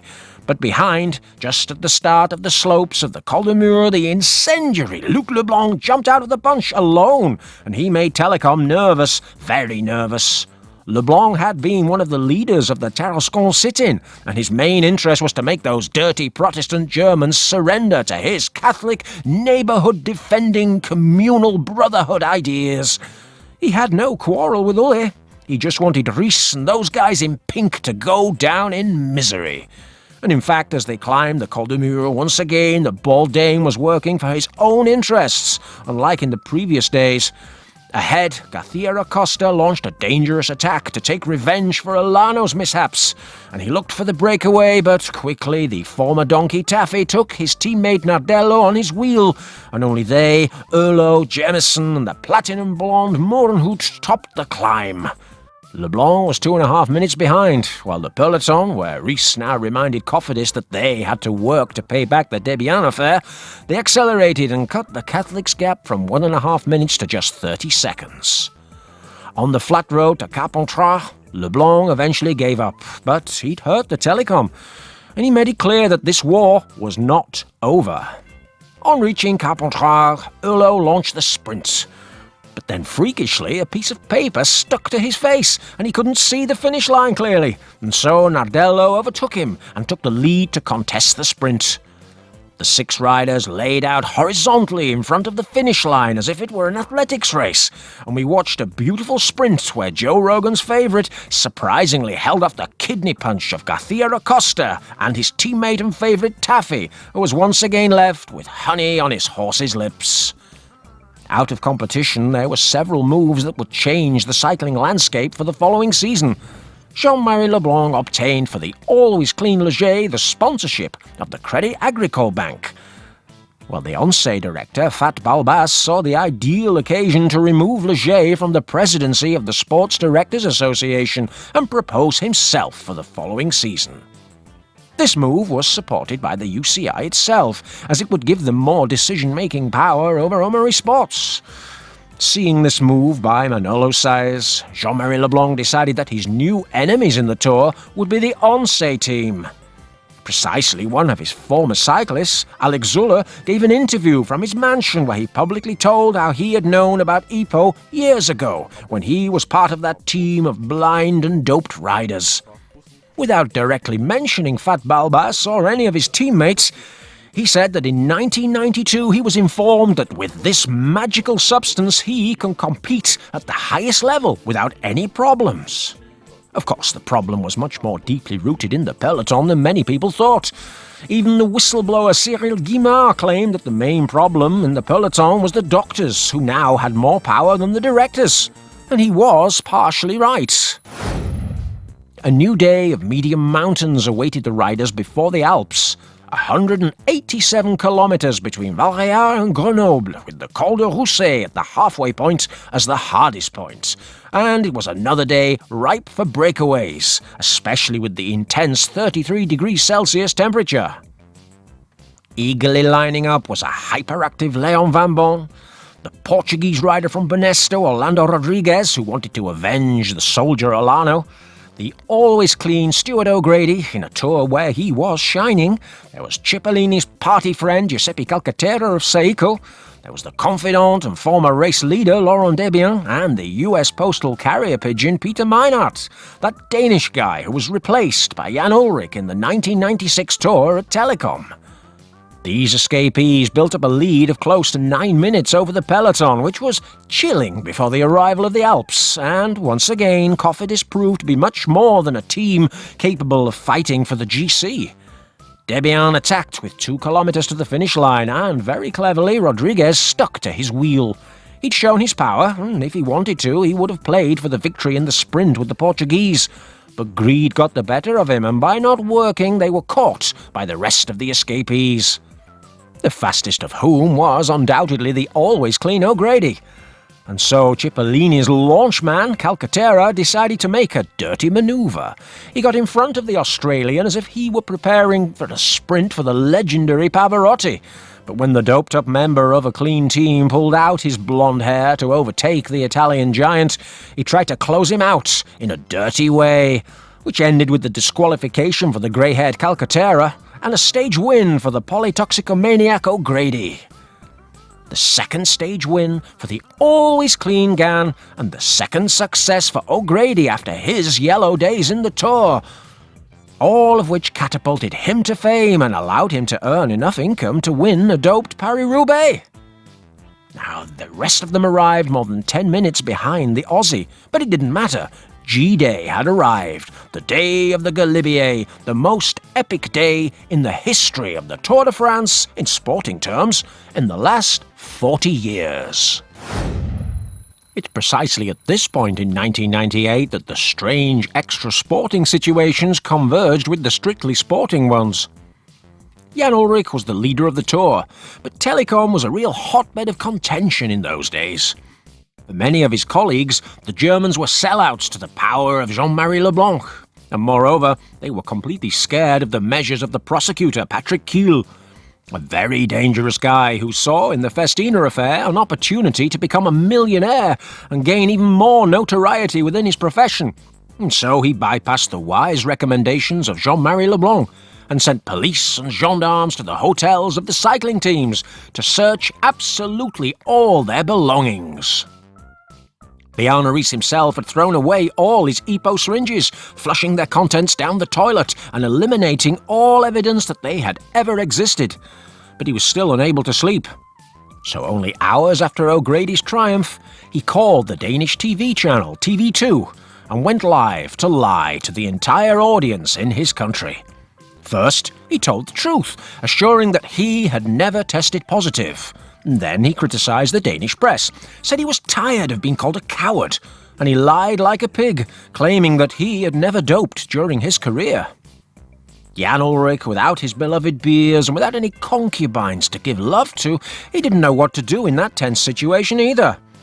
However, the poly-drug addict and poly-operated Marco Pantani knew that he was going to finish off those German sellouts. He had, of course, the support of union leader Laurent Jalabert, who had given him the contacts of cyclists from Spanish teams, such as Banesto and Kelme, to help him carry out his strategy of dynamiting the Tour de France on the road. There was also the rebellious Luc Leblanc. The Polti rider was fed up with the organisation, fed up with the French press that treated him like a pariah because he belonged to an Italian team, and he wanted those dirty journalists to talk about sporting feats and not just doping and cheating, so he also decided to support Pantani. These two opposing blocks, led by Jan Ullrich and Marco Pantani, would face each other in an epic duel in the Alps over 3 stages.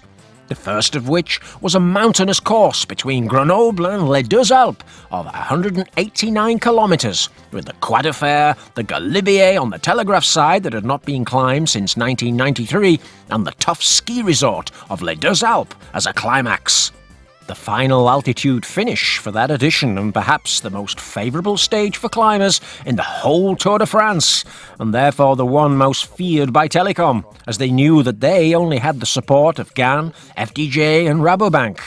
And, except for the Weeping Erlo and the Hormonger Bogart, they hardly had any men for the high mountains. Maybe they could count on the collaboration of Cofidis, but considering that Bobby Julich was really close to Jan Ullrich in the GC, they couldn't be considered faithful allies either. Oh, friends, let the show begin. The day dawned extremely cold and extremely rainy, swinging violently from 33 degrees Celsius of the previous day to only 4 degrees at the top of the Galibier at more than 2,600 metres. And so the protagonists decided to at least begin the day with a mood of calm and tranquility. There were just a few moves from Erik Zabel for the green jersey points alongside his teammate Rolf Aldag, an ASICS Oscar Pozzi and the legendary Jacques Durand, a strange quartet that started the Quad Affair in the lead until Cofidis sent newly converted climber Roland Meyer to work until the Telekom men were caught. His pace was so criminal that he reduced the peloton to just 55 riders on the first ramps of La Quad Affair. And then the Germans and Pozzi were caught on the first landing of the climb. The escapees, Aldag and Zabel, set to work at a much more manageable pace than the Swiss Cofidis, who was certainly much more belligerent than Godefroot and Pevenage had expected. In fact, soon after, Bondu sent the already well-known Christophe Rinero to attack. But this attack was quickly answered by Udo Bolts, and that seemed to calm down those phone lenders a little bit. Marco Pantani, dressed today with his pirate bandana covering his bald head from the rain, suffered a snag that made him lose a few metres, but he soon regained his place in the bunch. Led by Roland Meyer, the peloton climbed until, in the final metres of the climb, the king of the mountains and dangerous rider controller, Rodolfo Massi, crested it ahead of Laurent Jalabert and the very well-known Christophe Rinero and the whoremonger Michael Bogart. It had been a much more nervous climb than expected for Jan Ullrich. He practically jumped at every Cofidis attempt. It would remain that way on the descent too. Harmless Big Mat's Philippe Bourguignon's attack was followed by far more dangerous riders, including the very familiar Christophe Rinero, the drug dealer Rodolfo Massi, Galician doped mayor Marcus Serrano of Kelme, the Festina drug procurer Peter Farazine of Lotto, and the British caffeine doper Max Chiandri of FDJ. This sextet had built up a lead of more than 3 minutes en route to the Galibier. Telekom could have let them get more of a gap, but keep in mind that Rinero was only 6 minutes behind Ullrich in the GC, and King of the Mountains Massi and doped-up Mayor Serrano had 9 minutes, so they couldn't let them get too much time.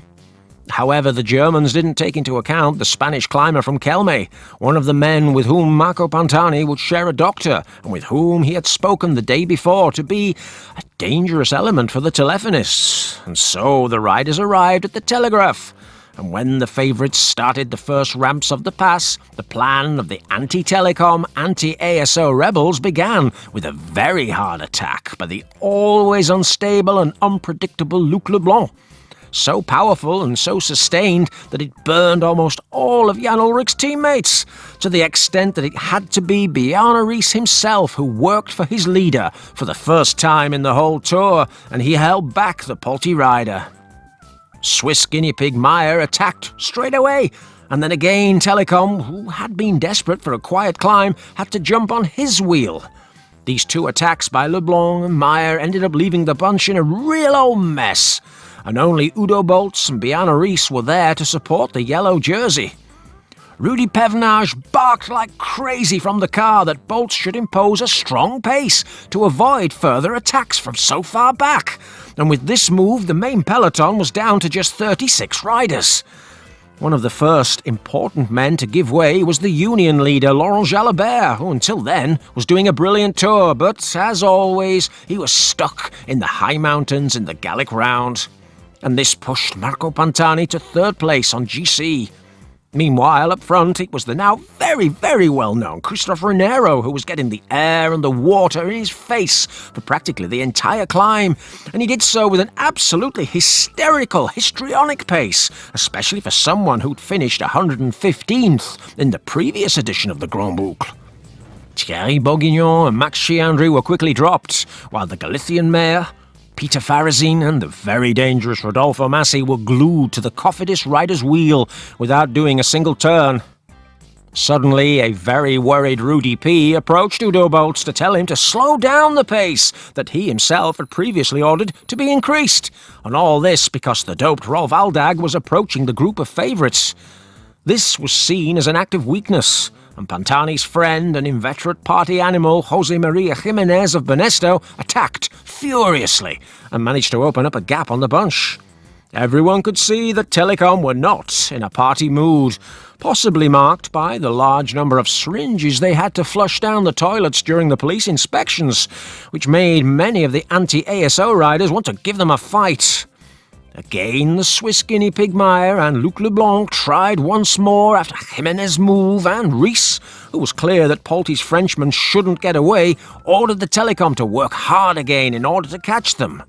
Despite all this toing and froing, all these attacks and counter-attacks, the pace of the incredibly well-known Christophe Renero was so good that he was still 2.5 minutes ahead of the favourites, and he'd already dropped Farazin with a constancy in pedalling, a style that was unworthy of someone who was not doped. At the top of the telegraph, the drug dealer Rodolfo Massi passed at the head of the trio. That was his only turn until then. Jimenez would pass by at 2 minutes and the bunch at 3, showing that Renero's climb was going absolutely superbly, and that Telekom were becoming stunned after the attacks of Meyer and Leblanc. The situation was becoming tense. So tense that, on the start of the Galibier, the 2-kilometre break after the telegraph, the bald Dane himself was put to the head of the bunch to slow things down so that Galibier and Aldag returned. In this softer part of the climb, Serrano dropped from the leading group. Some say because of a mechanical problem, others because he was waiting for the attack of their leader, Fernando Escartin. And then in the bunch there were characters like Bielitas Casero, Tugboat, or the walking meme Vicente Garcia Acosta. They reached an advantage over the group of favourites. They passed the Bridge of Valois on 4 minutes behind the duo formed by Renero and Massi. But this was only the calm before the storm. As the ramp steepened at more than 2,000 metres of altitude on the Plan d'Achat, again there was another hard attack by Luc Leblanc. It left the group of favourites shivering, bursting the Swiss guinea pig Meyer and Udo Bolts, so that once more it had to be the 1996 Tour champion who did the work, reduced the distance of the former French world champion. Again, Telekom were burning their ships, and their rivals saw it very early. They saw exactly what was happening. It was the faithful client of Michele Ferrari and later Eufemiano Fuentes, Fernando Escartin, who launched a sustained attack. Not as powerful as Luc Leblanc, but much more interesting than his flag-raising to stop competitions in much better weather conditions than those of July 1998. Riis didn't move in the face of this attack as he had in '97. He still wanted to ride a false rhythm, but it was enough to make the crazy Luc Leblanc go on another uncontrolled attack, wanting to blast Telekom until they let him go. The old bald Dane could no longer do it without his blood transfusions that had brought him glory. And finally, on the 4th or 5th attempt, Luc was breaking away from the group. The whoremonger Michael Bogart, who was 1 minute ahead of the French Catholic on GC, could not stand this move, and despite his loyalty to Omeri Sports, the Ford Escort user decided to move in the face of Riis's inoperativeness. As if imbued by the multiple glasses of Ballantines that he drank, Jan Ullrich again took the lead at the head of the bunch to pick up the pace in an impressive manner. As if back to his '97 prime, there he was, shifting a couple of sprockets and launching himself towards the 3 escapees. Bobby Julich, the tick, stuck to his wheel, and then Marco Pantani and Giuseppe Di Grandi caught up with the German at their own pace. Ullrich managed to catch the three escapees, but then he ran out of companions, and everyone wondered why he was jumping in the lead in the face of attacks from people who were so far behind on GC. In addition, Big Jan did not continue his criminal pace as he would have done the year before. Instead, he simply slowed down again, perhaps belatedly realizing what a mistake it was to be doing all this without teammates. Seeing the situation, the formerly timorous Escartine attacked again, showing all his cleanliness, and he managed to get a significant gap, especially considering that his teammate Serrano was a few minutes ahead of him. The number one rider was only supported by Julich's Cofidis. Who knows what Riis had promised them for not attacking? Even the doped gringo Kevin Livingston appeared from behind to work for Ullrich and ruin the breakaway for his teammate Raniero. After several meters of impasse, Luc Leblanc launched his umpteenth attack, looking to annoy Ullrich, and the German jumped on his wheel, taking the pirate with him. With this attack, the Polti-Catholic also left Julich without any teammates. The top two riders on GC were finally isolated. And then came the magic moment, the crowning moment of the Tour, when the Epoists, fleeing from police raids and inspections. It was the P moment on D-Day. Marco Pantani's legendary attack without looking back, 47 kilometers from the finish line and 5 kilometers from the summit of the Galibier, wearing sunglasses in the rain and fog. The bald man with aesthetic complexes was at the peak of his sporting performance at 28 years of age, and Ullrich was stiff, unable to move after this oh-so-complete move by the Mercatone leader. Luc Leblanc did try to get onto Pantani's wheel, but he was tired from the multiple attacks, and so the French pyromaniac also ended up saying goodbye to this new rock star of cycling. It was the last time we saw the Catholic in the leading positions of a cycling competition, so now we implore you to leave a like for this beloved doped rider. Pantani's attack had literally knocked Ullrich out. He was climbing the Galibier at a killer pace, to the extent that in just a few seconds he caught up with Fernando Escartine and left him stranded as if he were a third division sprinter. The crowd went crazy in the rain. The French, without their beloved doped Virenque as a reference, wanted the combative Pantani to win. They thought, in their ignorance, that he raced clean and that everything he showed was the result of his talents. And that's why the comparisons among those present were those with authentic legends of antiquity, such as Fausto Coppi or Charlie Gaulle or Jesus of Nazareth. Pantani was ascending to the skies, with only 4 degrees Celsius temperature, and next to him, Ullrich looked like a fat and tired mortal. At least Jan always stood up for himself, and since he lost ground on bib number 21, our favourite cokehead showed big cojones and pedalled like a titan, while mediocrities like Bobby Julich and the Dutch escort lover, the top 10 seeker with no air in his face, De Grande, the bald Piepoli or the US postal Sputniks of Jean-Cyril Robin and Dariusz Baranowski, well, they didn't work at all. They didn't do a single turn. Especially shameful was the attitude of Julich, who had before him the opportunity to show what he could do against a tired Ullrich, and still he didn't dare to move, showing that, well, he was a coward, and of course he didn't have the competitive gringo gene that we would see from La Lanza shortly afterwards. Ahead, Jimenez and Meyer Serrano had found themselves on the road and were catching up with the duo of Raniero and Massi, but behind them, Marco Pantani was closing in, oh so rapidly, as if he were climbing atop Mick Doohan's Honda NSR 500. The Italian's lead over Ullrich's group was growing, 30 seconds per kilometre from the race leader. The exceptionally well-known Raniero showed himself as the strongest of the leading group, attacking his 3 companions despite being all day in the air. And then at the head of the race. But behind came the Honda of Marco Pantani, with the gasoline at full throttle, taking the stickers off his rivals. Only Xavier Jimenez could chase the pirate, and he allowed himself the luxury of insulting an Oppi Army fan who would not leave number 21 in peace. And thus, full of EPO, his veins bulging, Marco Pantani crested the Galibier in the lead of the race, without beating the record of Rominger from '93, and of course the later record of the very clean Vingegaard in 2023.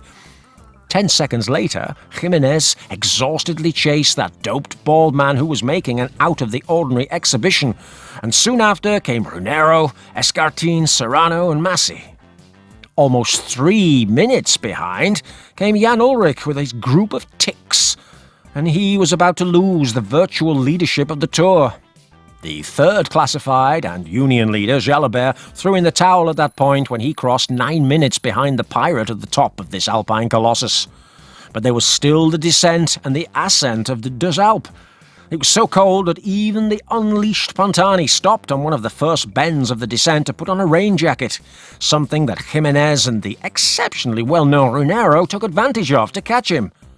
Ullrich had put on his rain jacket before reaching the top. Julich copied Pantani and stopped on a bend after almost falling. He needed to get warm and think about why he hadn't attacked the yellow jersey. All these setbacks and the good work of number 1 helped Ullrich's group to catch Luc Leblanc and cut the gap to 2 minutes when they reached the road to Lauterre.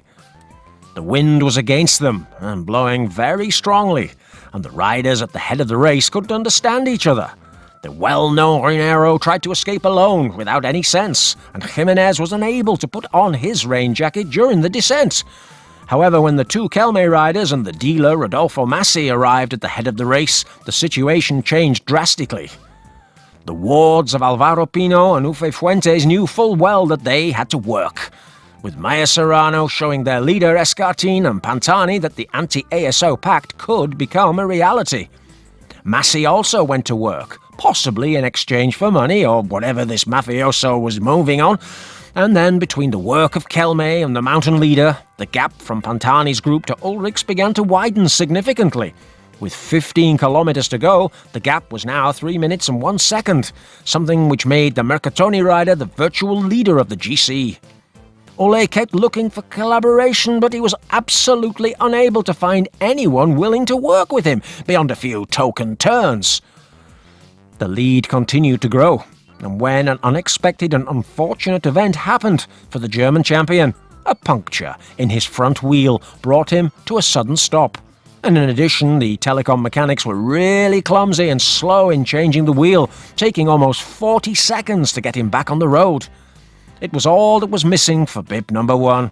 Tired after all his slimming, his lack of parties and his lack of alcohol, and the horror of having to flush all those good doping substances down the toilet and then receiving the hatred of his fellow riders, and that had actually been provoked by his teammate Bjarne Riis.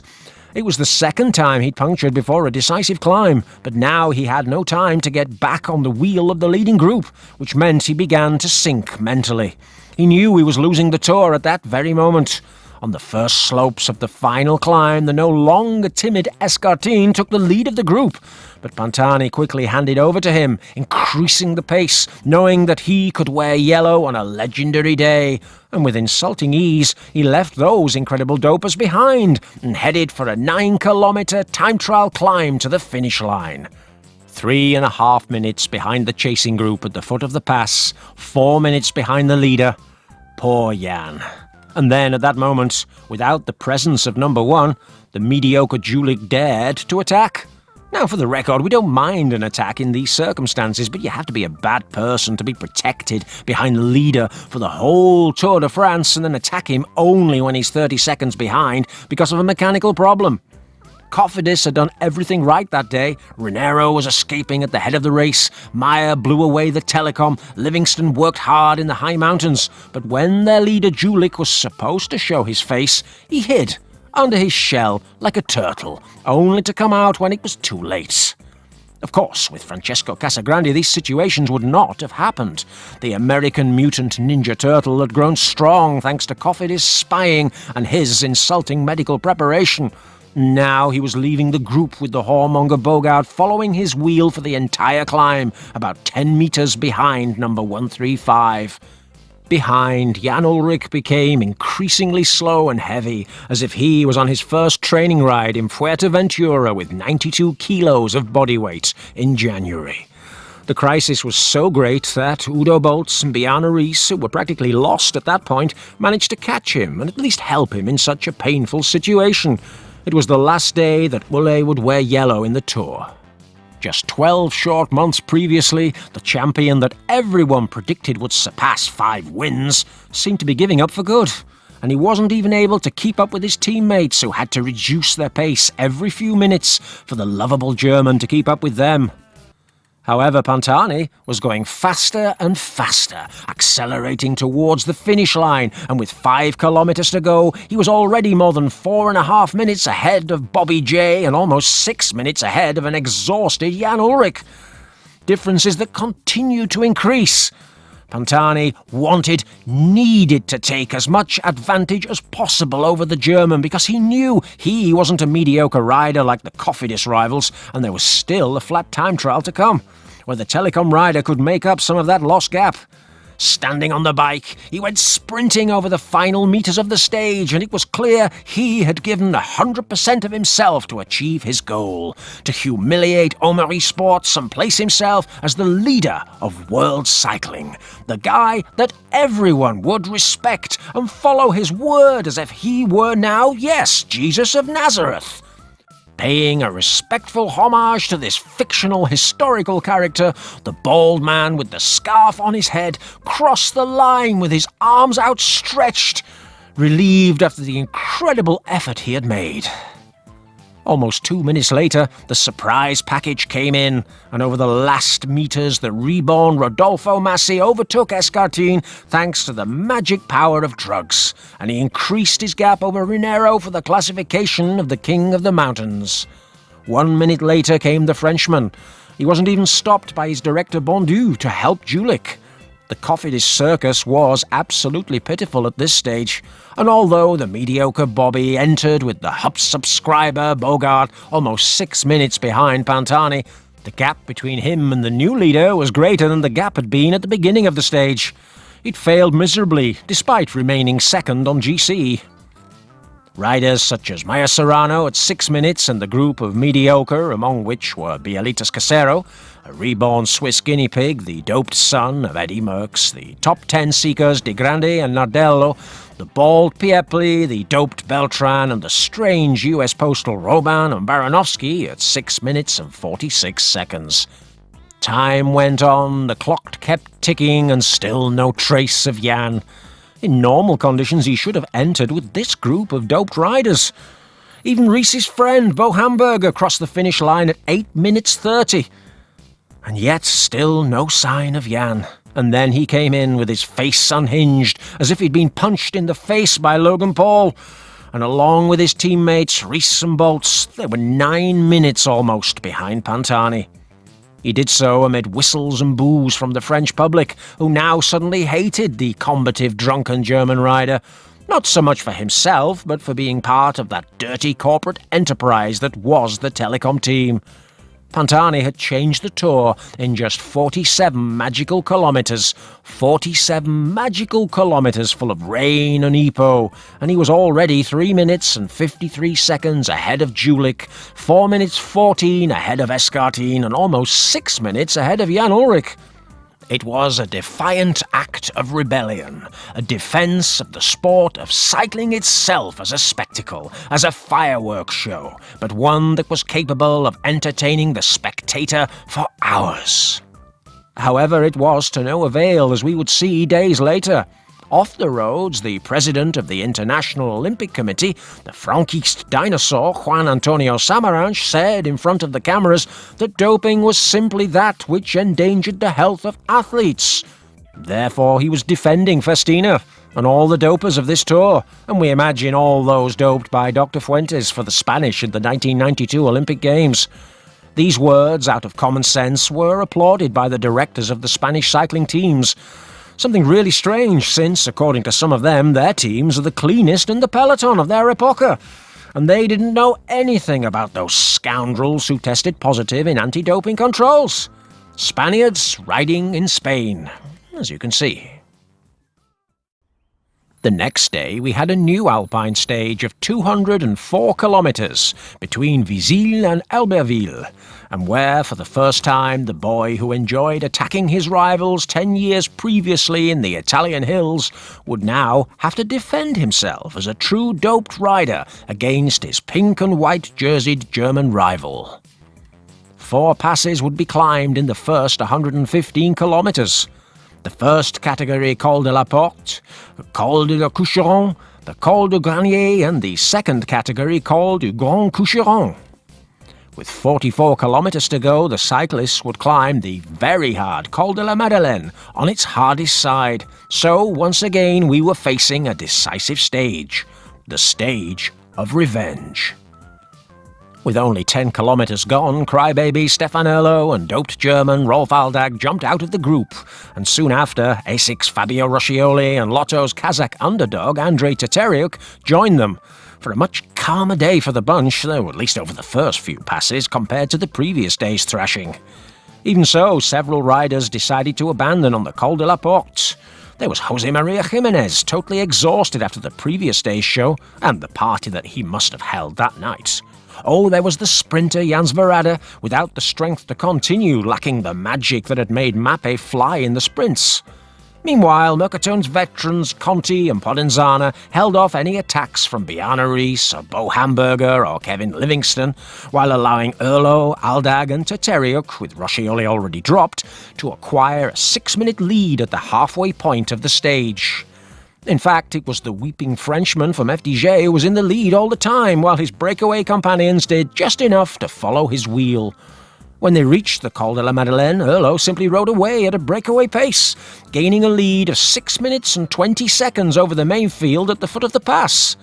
And there, both the well-known Christophe Runero and Mercatone's Riccardo Forconi, doped at the Giro d'Italia 6 weeks earlier, set a high pace that reduced the peloton to just 32. This group no longer included Union leader Laurent Jalabert or Catholic firebrand Luc Leblanc. They were absolutely exhausted after the previous day's stage and without the necessary load of fireworks required to try to reach the podium in Paris. After 4 kilometres of climbing, the Swiss guinea pig of Cofidis took the lead with an acceleration so powerful that it lined the group out, single file, eliminating Forconi and leaving the bald Italian all alone. After this acceleration, there was a small lull, and the yellow jersey was quietly drinking when suddenly, as if hit by a totally unexpected bolt of lightning, came the most powerful attack my eyes have ever seen. Jan Ullrich appeared on the left-hand side of the road and, full of rage, attacked, with 15 kilometres to go to the top of the Madeleine. An attack so powerful that it looked like his bike was going to disintegrate under him, and he would break the frame in half, but that's usually left to his teammate Bjarne Riis, isn't it?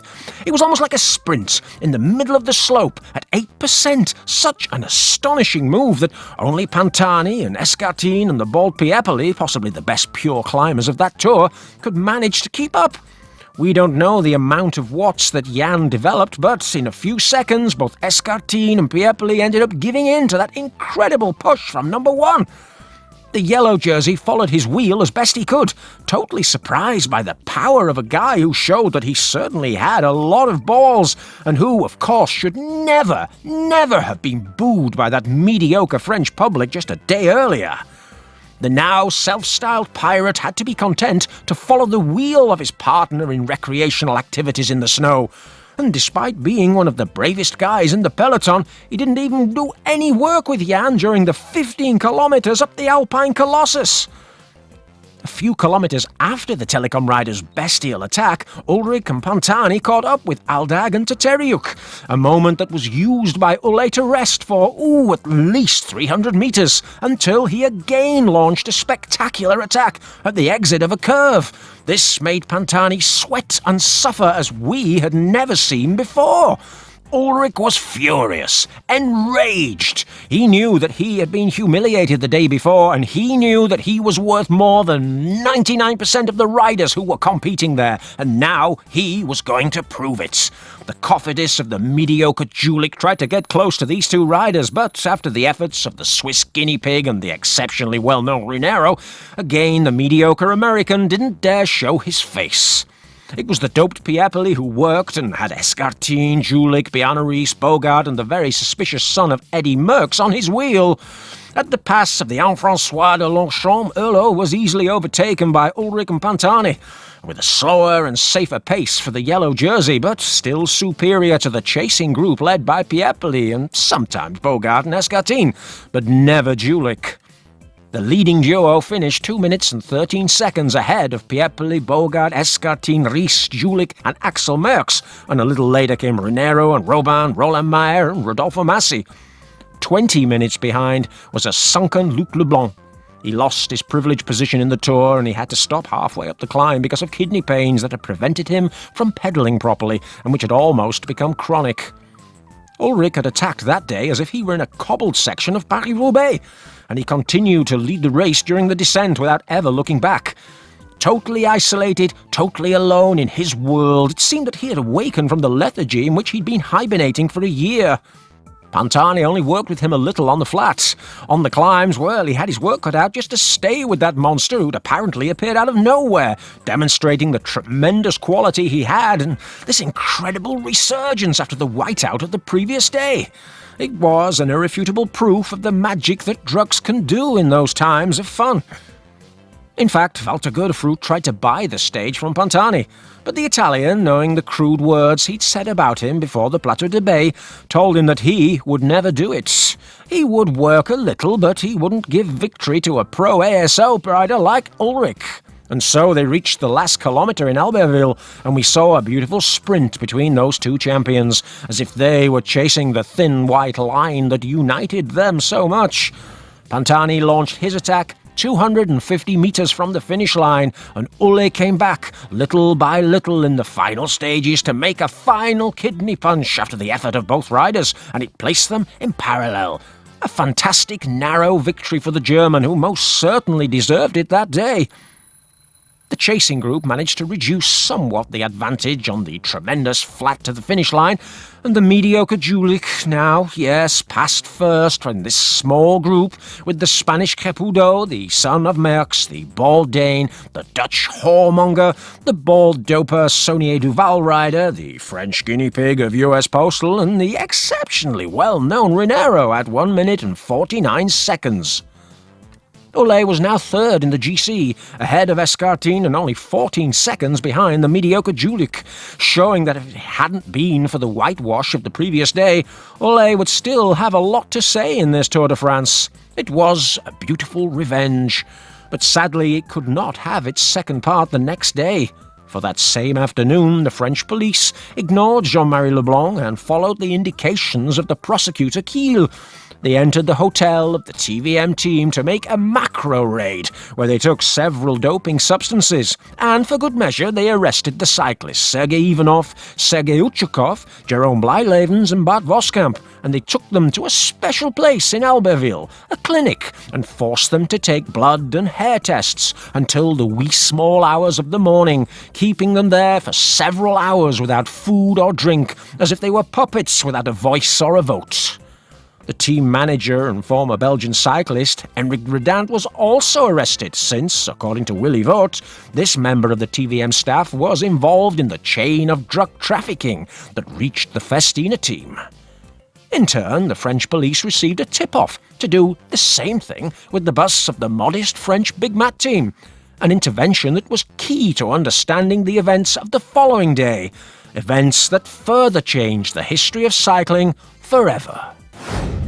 It was the last day of high mountains for that tour, 149 kilometres between Albertville and Aix-les-Bains, with two first-category passes such as the Crête de Châtillon and the Col du Revard. But after the police events of the previous day, the riders were not thinking about racing. The Spanish teams, Once, Banesto, Kelme and Vitalicio Seguros, agreed that same morning to a collective abandonment as a measure of protest against Omeri Sports. The leader of the protest was a very, very angry Fat Balbas, for he knew firsthand how bad it had been for his former cyclist Alex Zuller and many other directors arrested and mistreated by the police.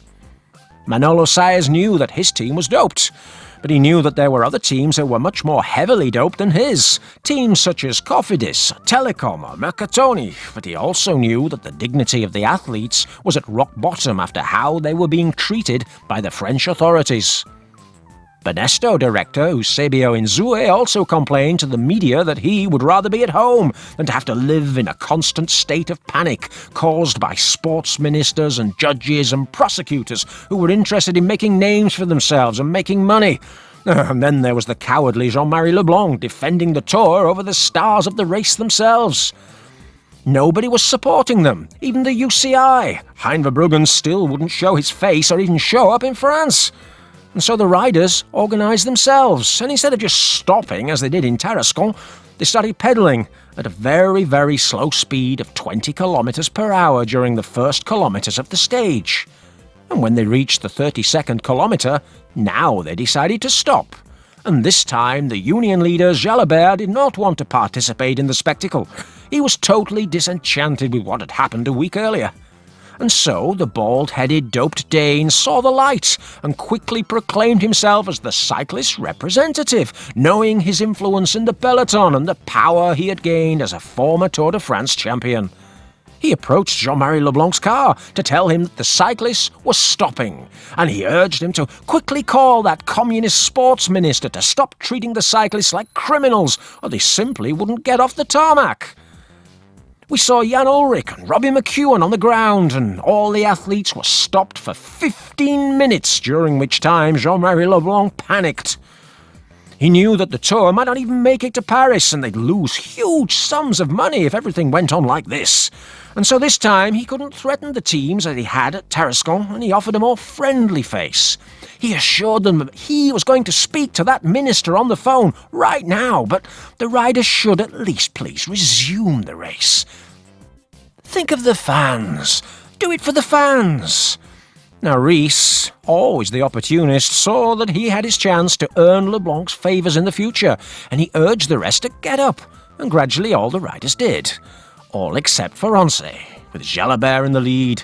Tired and disgusted with the treatment they'd received, the French champion spoke to the media, and he assured us that he was retiring and whoever wanted to follow him could do the same.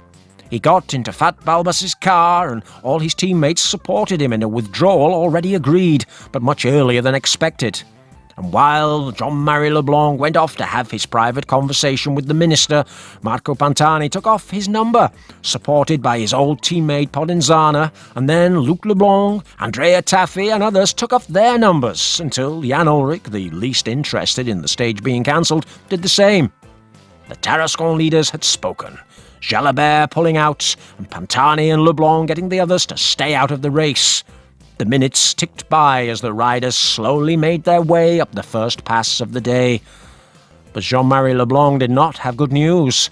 The minister knew they could make gold, and told him that the police actions would continue as before, and could even be much, much tougher.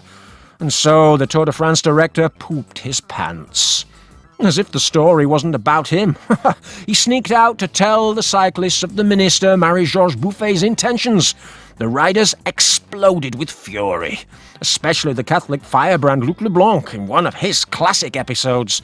He sent greetings to Jean-Marie and his entire family, and at that very moment he asked all the cyclists to have dignity and end the Tour de France on the spot. But Bjarne Riis, a polyglot, a convincing, persuasive, intelligent, bald man, knew how to convince the peloton and how to defend his own interests, which were obviously in alignment with the interests of Omeri Sports. He asked for patience and understanding from his fellow riders, and then when faced with the shouts from Crazy Luke, there were the calm words of gentle Bjarne, and the riders chose to follow the advice of the shiny-headed Dane. And at that very moment, Riis embraced Jean-Marie Leblanc in a shameful, embarrassing image, one where the Telekom rider reminded him that he was so close to building a Danish team of which he would be director, and he asked Omeri Sports for carte blanche for the services rendered on that horrible day. The cyclists could have fought for their rights as individuals, but since then, they lost all possible credibility. In fact, we don't understand why they got so angry when they were called dopers, because when they had the Tour backed into a corner, when they had their finger up Omary's arse, they lost their nerve, and they soiled themselves, and they started riding again, like cowards. Submission. That's all it is. The submission shown was such that Jean-Marie Leblanc could give a monologue on the radio where he appeared as the Sigma male who managed to calm those enraged redneck proletarians. Upon reaching the feed zone, the Benesto and Riso-Scotti teams abandoned the Tour de France, even though French TV cameras under orders from Omari Sports didn't record that moment in order to help cover up the organization's embarrassments. Jean-Marie Leblanc had been on the ropes, but now he felt stronger than ever, and going back on his words to the cyclists, he knowingly allowed the police to pursue the Once traitors in a new police raid in the middle of the Tour de France. And they would not be the only ones. The police searched from top to bottom, coaches and rooms and suitcases and vehicles and soft drinks cans and even the belongings of Pablo Anton, skipper of the Once team, in the hotel.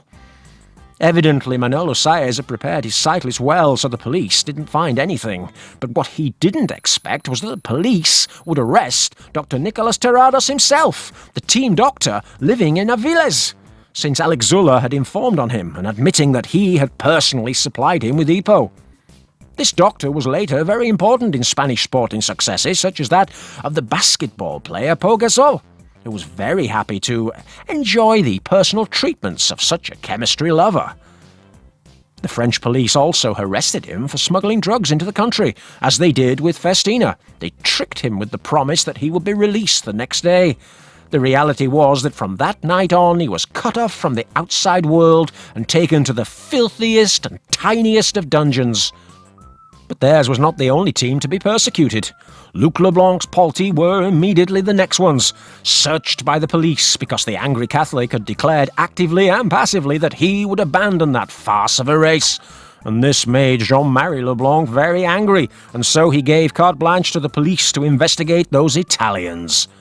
Despite the fact that everyone was doping, the tour director only protected those who'd defended his own interests. The doctors of many teams fled, and the police were absolutely off the leash.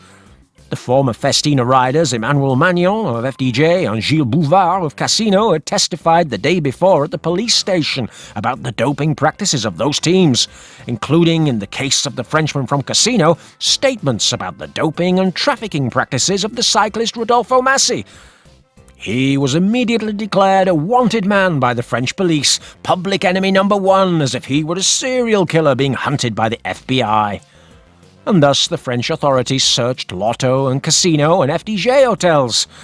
And meanwhile, that farcical stage, continued to wind its way at a very slow pace. And the fans even fought with the athletes, asking them to stop and to retire and to put an end to that pitiful spectacle. But they continued, and they did it with an even more pathetic pace. At the finish line in Ix-les-Bains, they allowed the 4 TVM riders, humiliated the day before, to cross the finish line at the head of the pack, amidst some applause and strange attitudes from some riders. Of course, no times were taken, and there was no official winner of that stage. Just Marco Pantani, Erik Zabel, and the wanted and pursued Rodolfo Massi were the leaders of their respective classifications. And at the same time, because it was already 8 p.m. when the riders reached the finish line, well, time was marching on, and after finishing this show, the leader of the mountain classification was duly arrested by the French authorities, since in the search of the Casino team hotel, they found some doses of corticoids, more than enough to get him arrested and expelled from the race, despite being in the top 10 overall and leader of the King of the Mountains competition. Some say the tip-off was even the work of Jean-Marie Leblanc himself, who wanted to sell the image of the already well-known Christophe Renero as the new great hope of world cycling. Curiously, the scab, Bjarne Riis, was the first to tell the media that Massi was a drug dealer, and that was why he had to be arrested. Information that the rider didn't know until then, so it was quite clear that the veteran Italian rider, who Bjarne must have known for many years cycling in the Transalpine country, was the dealer who passed the drugs to the Bald Dane in 1998. His teammate Jan Ullrich was also extremely angry, but that was more because he didn't have the opportunity to attack and try to beat Pantani. He was there calling Festina and TVM dopers in a totally hypocritical way. He was complaining about the riders who'd gone on strike like Galibier or Leblanc for not looking after Telekom's interests, and he was assuring us all that if he had attacked, everyone would have ganged up and tried to stop him. The other two Spanish teams also abandoned the race. On the one hand, there was Vitalicio Seguros of Bialitas Casero and director Javier Minguez, who had also worked with Ufe Fuentes in Amaya Seguros and managed to get the Murcian mummy to win the World Championships at the age of 38. This team was also investigated by the police with their raids. And on the other hand, there was the Kelme of Pepe Quiles and Alvaro Pino, who, despite having Fernando Escartin at 4th place in the overall standings, had also agreed to retire with the rest of the Spanish teams. The latter, however, showed a different position to that of the rest of the Spaniards. Manager Joan Mas assured Jean-Marie Leblanc that they were withdrawing due to pressure from the Spanish press. Encouraged by the Once team, assured that Saez's disciples were angry about the hematocrit limit, which they clearly exceeded. He also acknowledged that the Kelme team was doping, but with a smaller budget, and yet they were able to match the doped Once team in sporting performance despite buying far less drugs. Jean-Marie Leblanc took these anti-Once statements into account and publicly defended both Vitalicio and Kelme, and then he went on to thank Bjarne Riis and the 103 riders who were still in the race for defending the interests of the Tour de France, which was going to end like the previous 84, selling a Christian morality tale to the media, one which was absolutely pitiful for someone who really knew what was going on behind the scenes. For now, Amaury Sports had won the battle against the cyclists. The Tour was above them, it was bigger than them, and they had been able to convince TVM and Big Mat, Lotto, FDJ, Polti, and even Rodolfo Massi's Casino to take to the start the next day. A fact seconded by Riis's friend Bo Hamburger, possibly due to some favour owed by this mediocre cyclist to the Ball Tour winner. From then on, the remaining stages of the Tour were a rather pathetic show that interested few. The next day was a 218-kilometre day to Neuchâtel in Switzerland with a very interesting mid-mountain route, but it hardly made sense with so few riders in contention. Forming the day's breakaway were dangerous doped rider Laurent Desbiens, owing a favour to Telekom, the small-town idol Cédric Vasseur earning a place for the future, the doper's whistleblower and hypocrite Christophe Mangin of FDJ, and Mario Cipollini's friend Massimo Donati. It was a breakaway controlled at all times by Telekom on the mountain passes and by Patrick Lefebvre's Mappe, who was silent during the events of Aix-les-Bains on the flat terrain until they reached the Swiss city that hosted that anodyne day. In Neuchâtel, the bald Riis pathetically launched a sprint to the detriment of Erik Zabel, something that the Belgian champion Tom Steels took full advantage of in the final 50 metres to get out of the Telekom rider's slipstream and win a victory as brilliant as it was anodyne. And then there was the clean O'Grady third and young McEwen in fourth. The highlight of the day was watching Jean-Marie Leblanc's young protégé, the now world star Christophe Renero, take to the podium as the new leader of the King of the Mountains, while Massy was in the dungeon, telling all he knew about doping and trafficking of illegal substances, a classification he had already earned as there were no more high mountains on the course. But he can't wear a jersey in a dungeon. At the finish line, the TVM team, with Jerome Blijlevens, who did not ride the stage in the lead, abandoned the Tour, flying from Zurich to the Netherlands after reflecting on the events in Aix-les-Bains, reducing the number of riders in the race to only 96 in an absolutely pitiful Tour. In fact, the next day, the remaining riders had to ride 242 kilometres between La Chaux-de-Fonds and Autun, while the TV ratings dropped as if the Super Bowl halftime show had just brought Rob Pilatus before he died singing playback. 13 men escaped from the most scabby teams. The doped Eddie Mazzolini of Seiko, the always clean Stuart O'Grady and Magnus Backstedt, the big mat Thierry Gouvenou and Thierry Bourguignon, the dangerous casino Lucky Jackie Durand and Christophe Agnolotto, the US Postal, who from then on would enjoy the privilege of Amaury Sports, the pink-tinged Pascal Deramé and Betsy Andrea's husband in one of his few public appearances. There was FDJ's Frédéric Guédon, there was Polti's Fabio Sacchi, there was Rabobank's Martin Dembacker, and Essex Alain Tourikia. With 10 kilometers to go, the pink-tinted and new ASO protégé Pascal Derame attacked on a false flat and took with him the clean platinum blonde giant Backstead. The former TVN Den Bakker, who had finished second in Amstel Gold that season, ever so clean, and the EPO-doped Mazzolini. Arriving in Autun, Den Bakker tried to surprise his 3 breakaway companions, but these 3 were very, very clever, and on the flat they caught him easily. Derame launched the sprint as Den Bakker looked to overtake him with his top speed, but then from the right came the always clean platinum blonde tinted Backstead to deliver an impressive win for Sweden, something not seen since the doped-up Thomas Brolin and the catchy bongo music of Ace of Base. And he did all this at nearly 47 kilometers per hour average after more than 5 hours of racing. Their lead came to more than 16 minutes on a day that changed very, very little in the overall standings. Much more striking was the exit of Dr. Terrados from the dungeon after paying 100,000 French francs, without being able to testify to the media or to approach cyclists. However, the journalists present were able to obtain police leaks, where Terrados had confessed to having doped Once riders to 1997, the dates that Zuller had declared. And of course, all the substances that had been found on him in that summer of 1998 were perfectly legal. They were even for some of his assistants. He showed himself before the police as little more than a victim of the system that was limited to warn athletes about the negative effects of doping, a very common practice among Spaniards. No one seemed to know who M. Rajoy could be, who appeared on some accounting papers of black money, or indeed where the money came from, which Luis Rubiales invited escort ladies whom he followed thanks to adult videos to which he was subscribed on the internet. According to the newspaper Le Figaro, the products found in Ix-les-Bains were testosterone-like steroids, available on the North American market, something which made Manolo Saez very angry. Together with Hervé and Virenque, he decided to take legal action against the Tour and fight for his alleged rights. Meanwhile, the almost flat time trial between Mont-Soleil-Mines and Le Creusot of 52 kilometers hardly interested anyone anymore. It was raining, and the only debate was whether Jan Ullrich, the big favourite for the stage, could overtake the mediocre Bobby Julich in the time trial, or literally crush him and plunge him into misery. The doped pirate's lead was so wide that it was impossible for even a superclass engine with EPO in his veins like Ully to make up 6 minutes that day. We soon saw how Omeri Sport's deal with US Postal, who had defended Jean-Marie Leblanc's interests, had come true.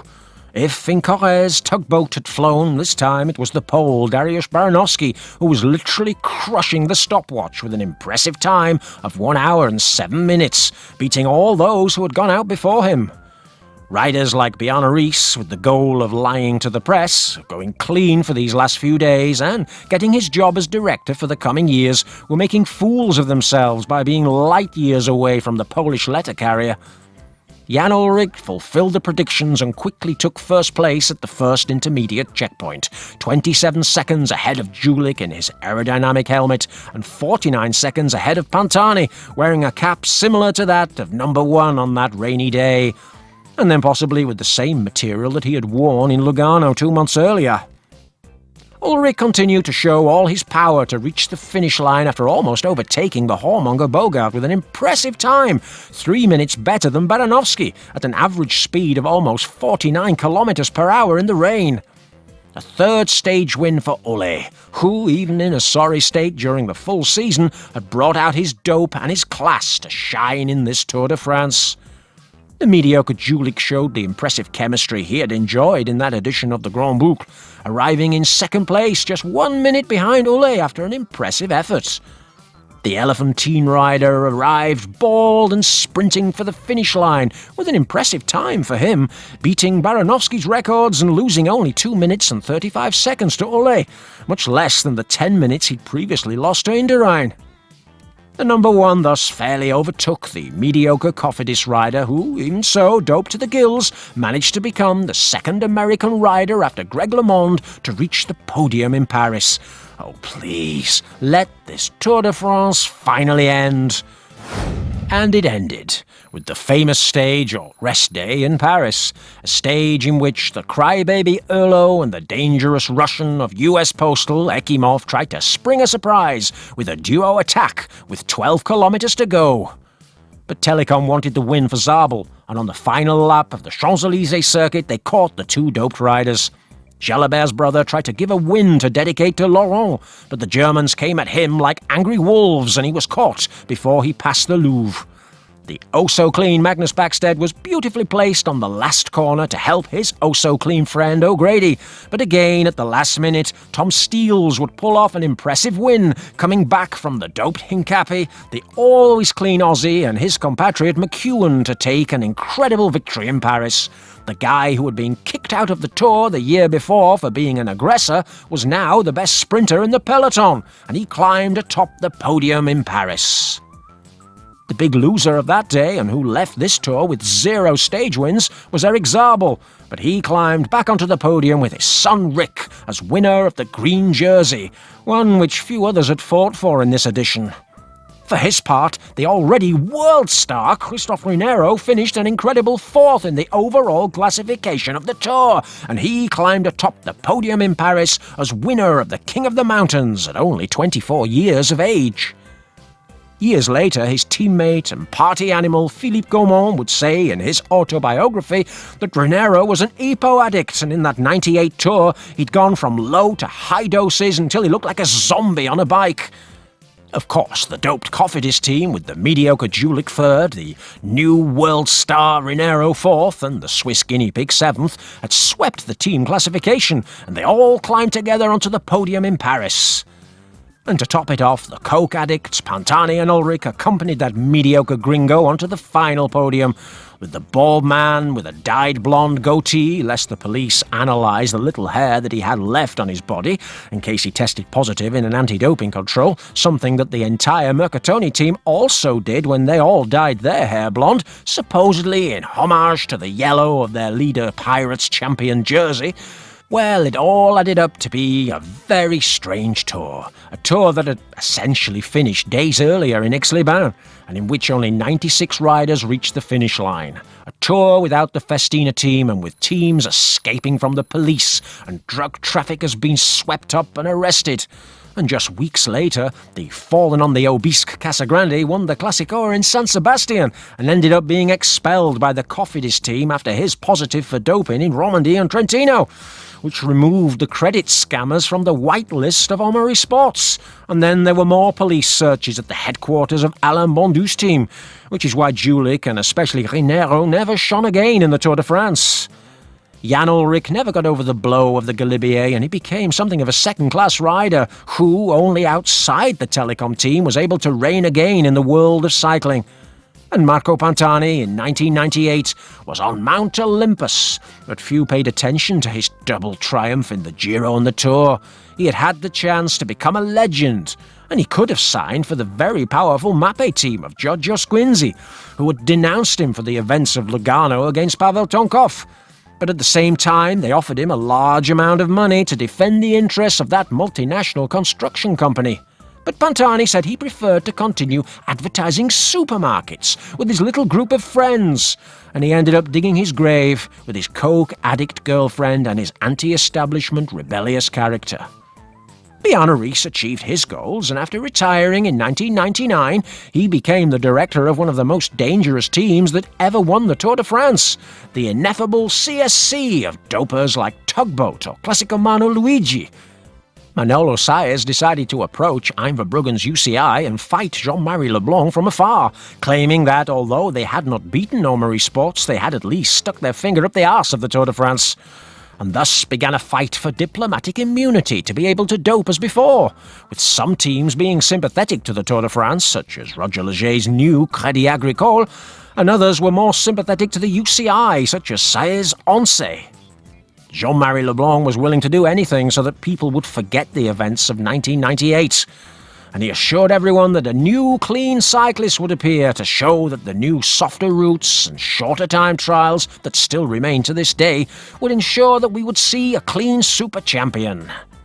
In an interview, he assured us all that this new champion could be the already world star Christophe Runero, a rider who never won anything again except a town race in 2002 and who ended up with Gianetti and Machin at Saunier Duval almost 10 years later. But there was a super champion on the horizon, and he was made of different stuff. He came from the United States of America, and he brought with him a story of overcoming, where he could make cycling more visible than ever at a global level. A hero that not even he himself expected that July 1998. An hero who ended up being more powerful than the Tour de France itself. A monster that arose solely and exclusively from the events of this tour that I hope you have enjoyed with us. Cycling became the most stinking sport on the planet, but a few knew how to take advantage of it. Now, don't forget to leave your like to bring you to the ascent of La Lanza in the Vuelta 1998. And remember, stop by some other videos of ours. But for now, friends, we'll see you in the next one.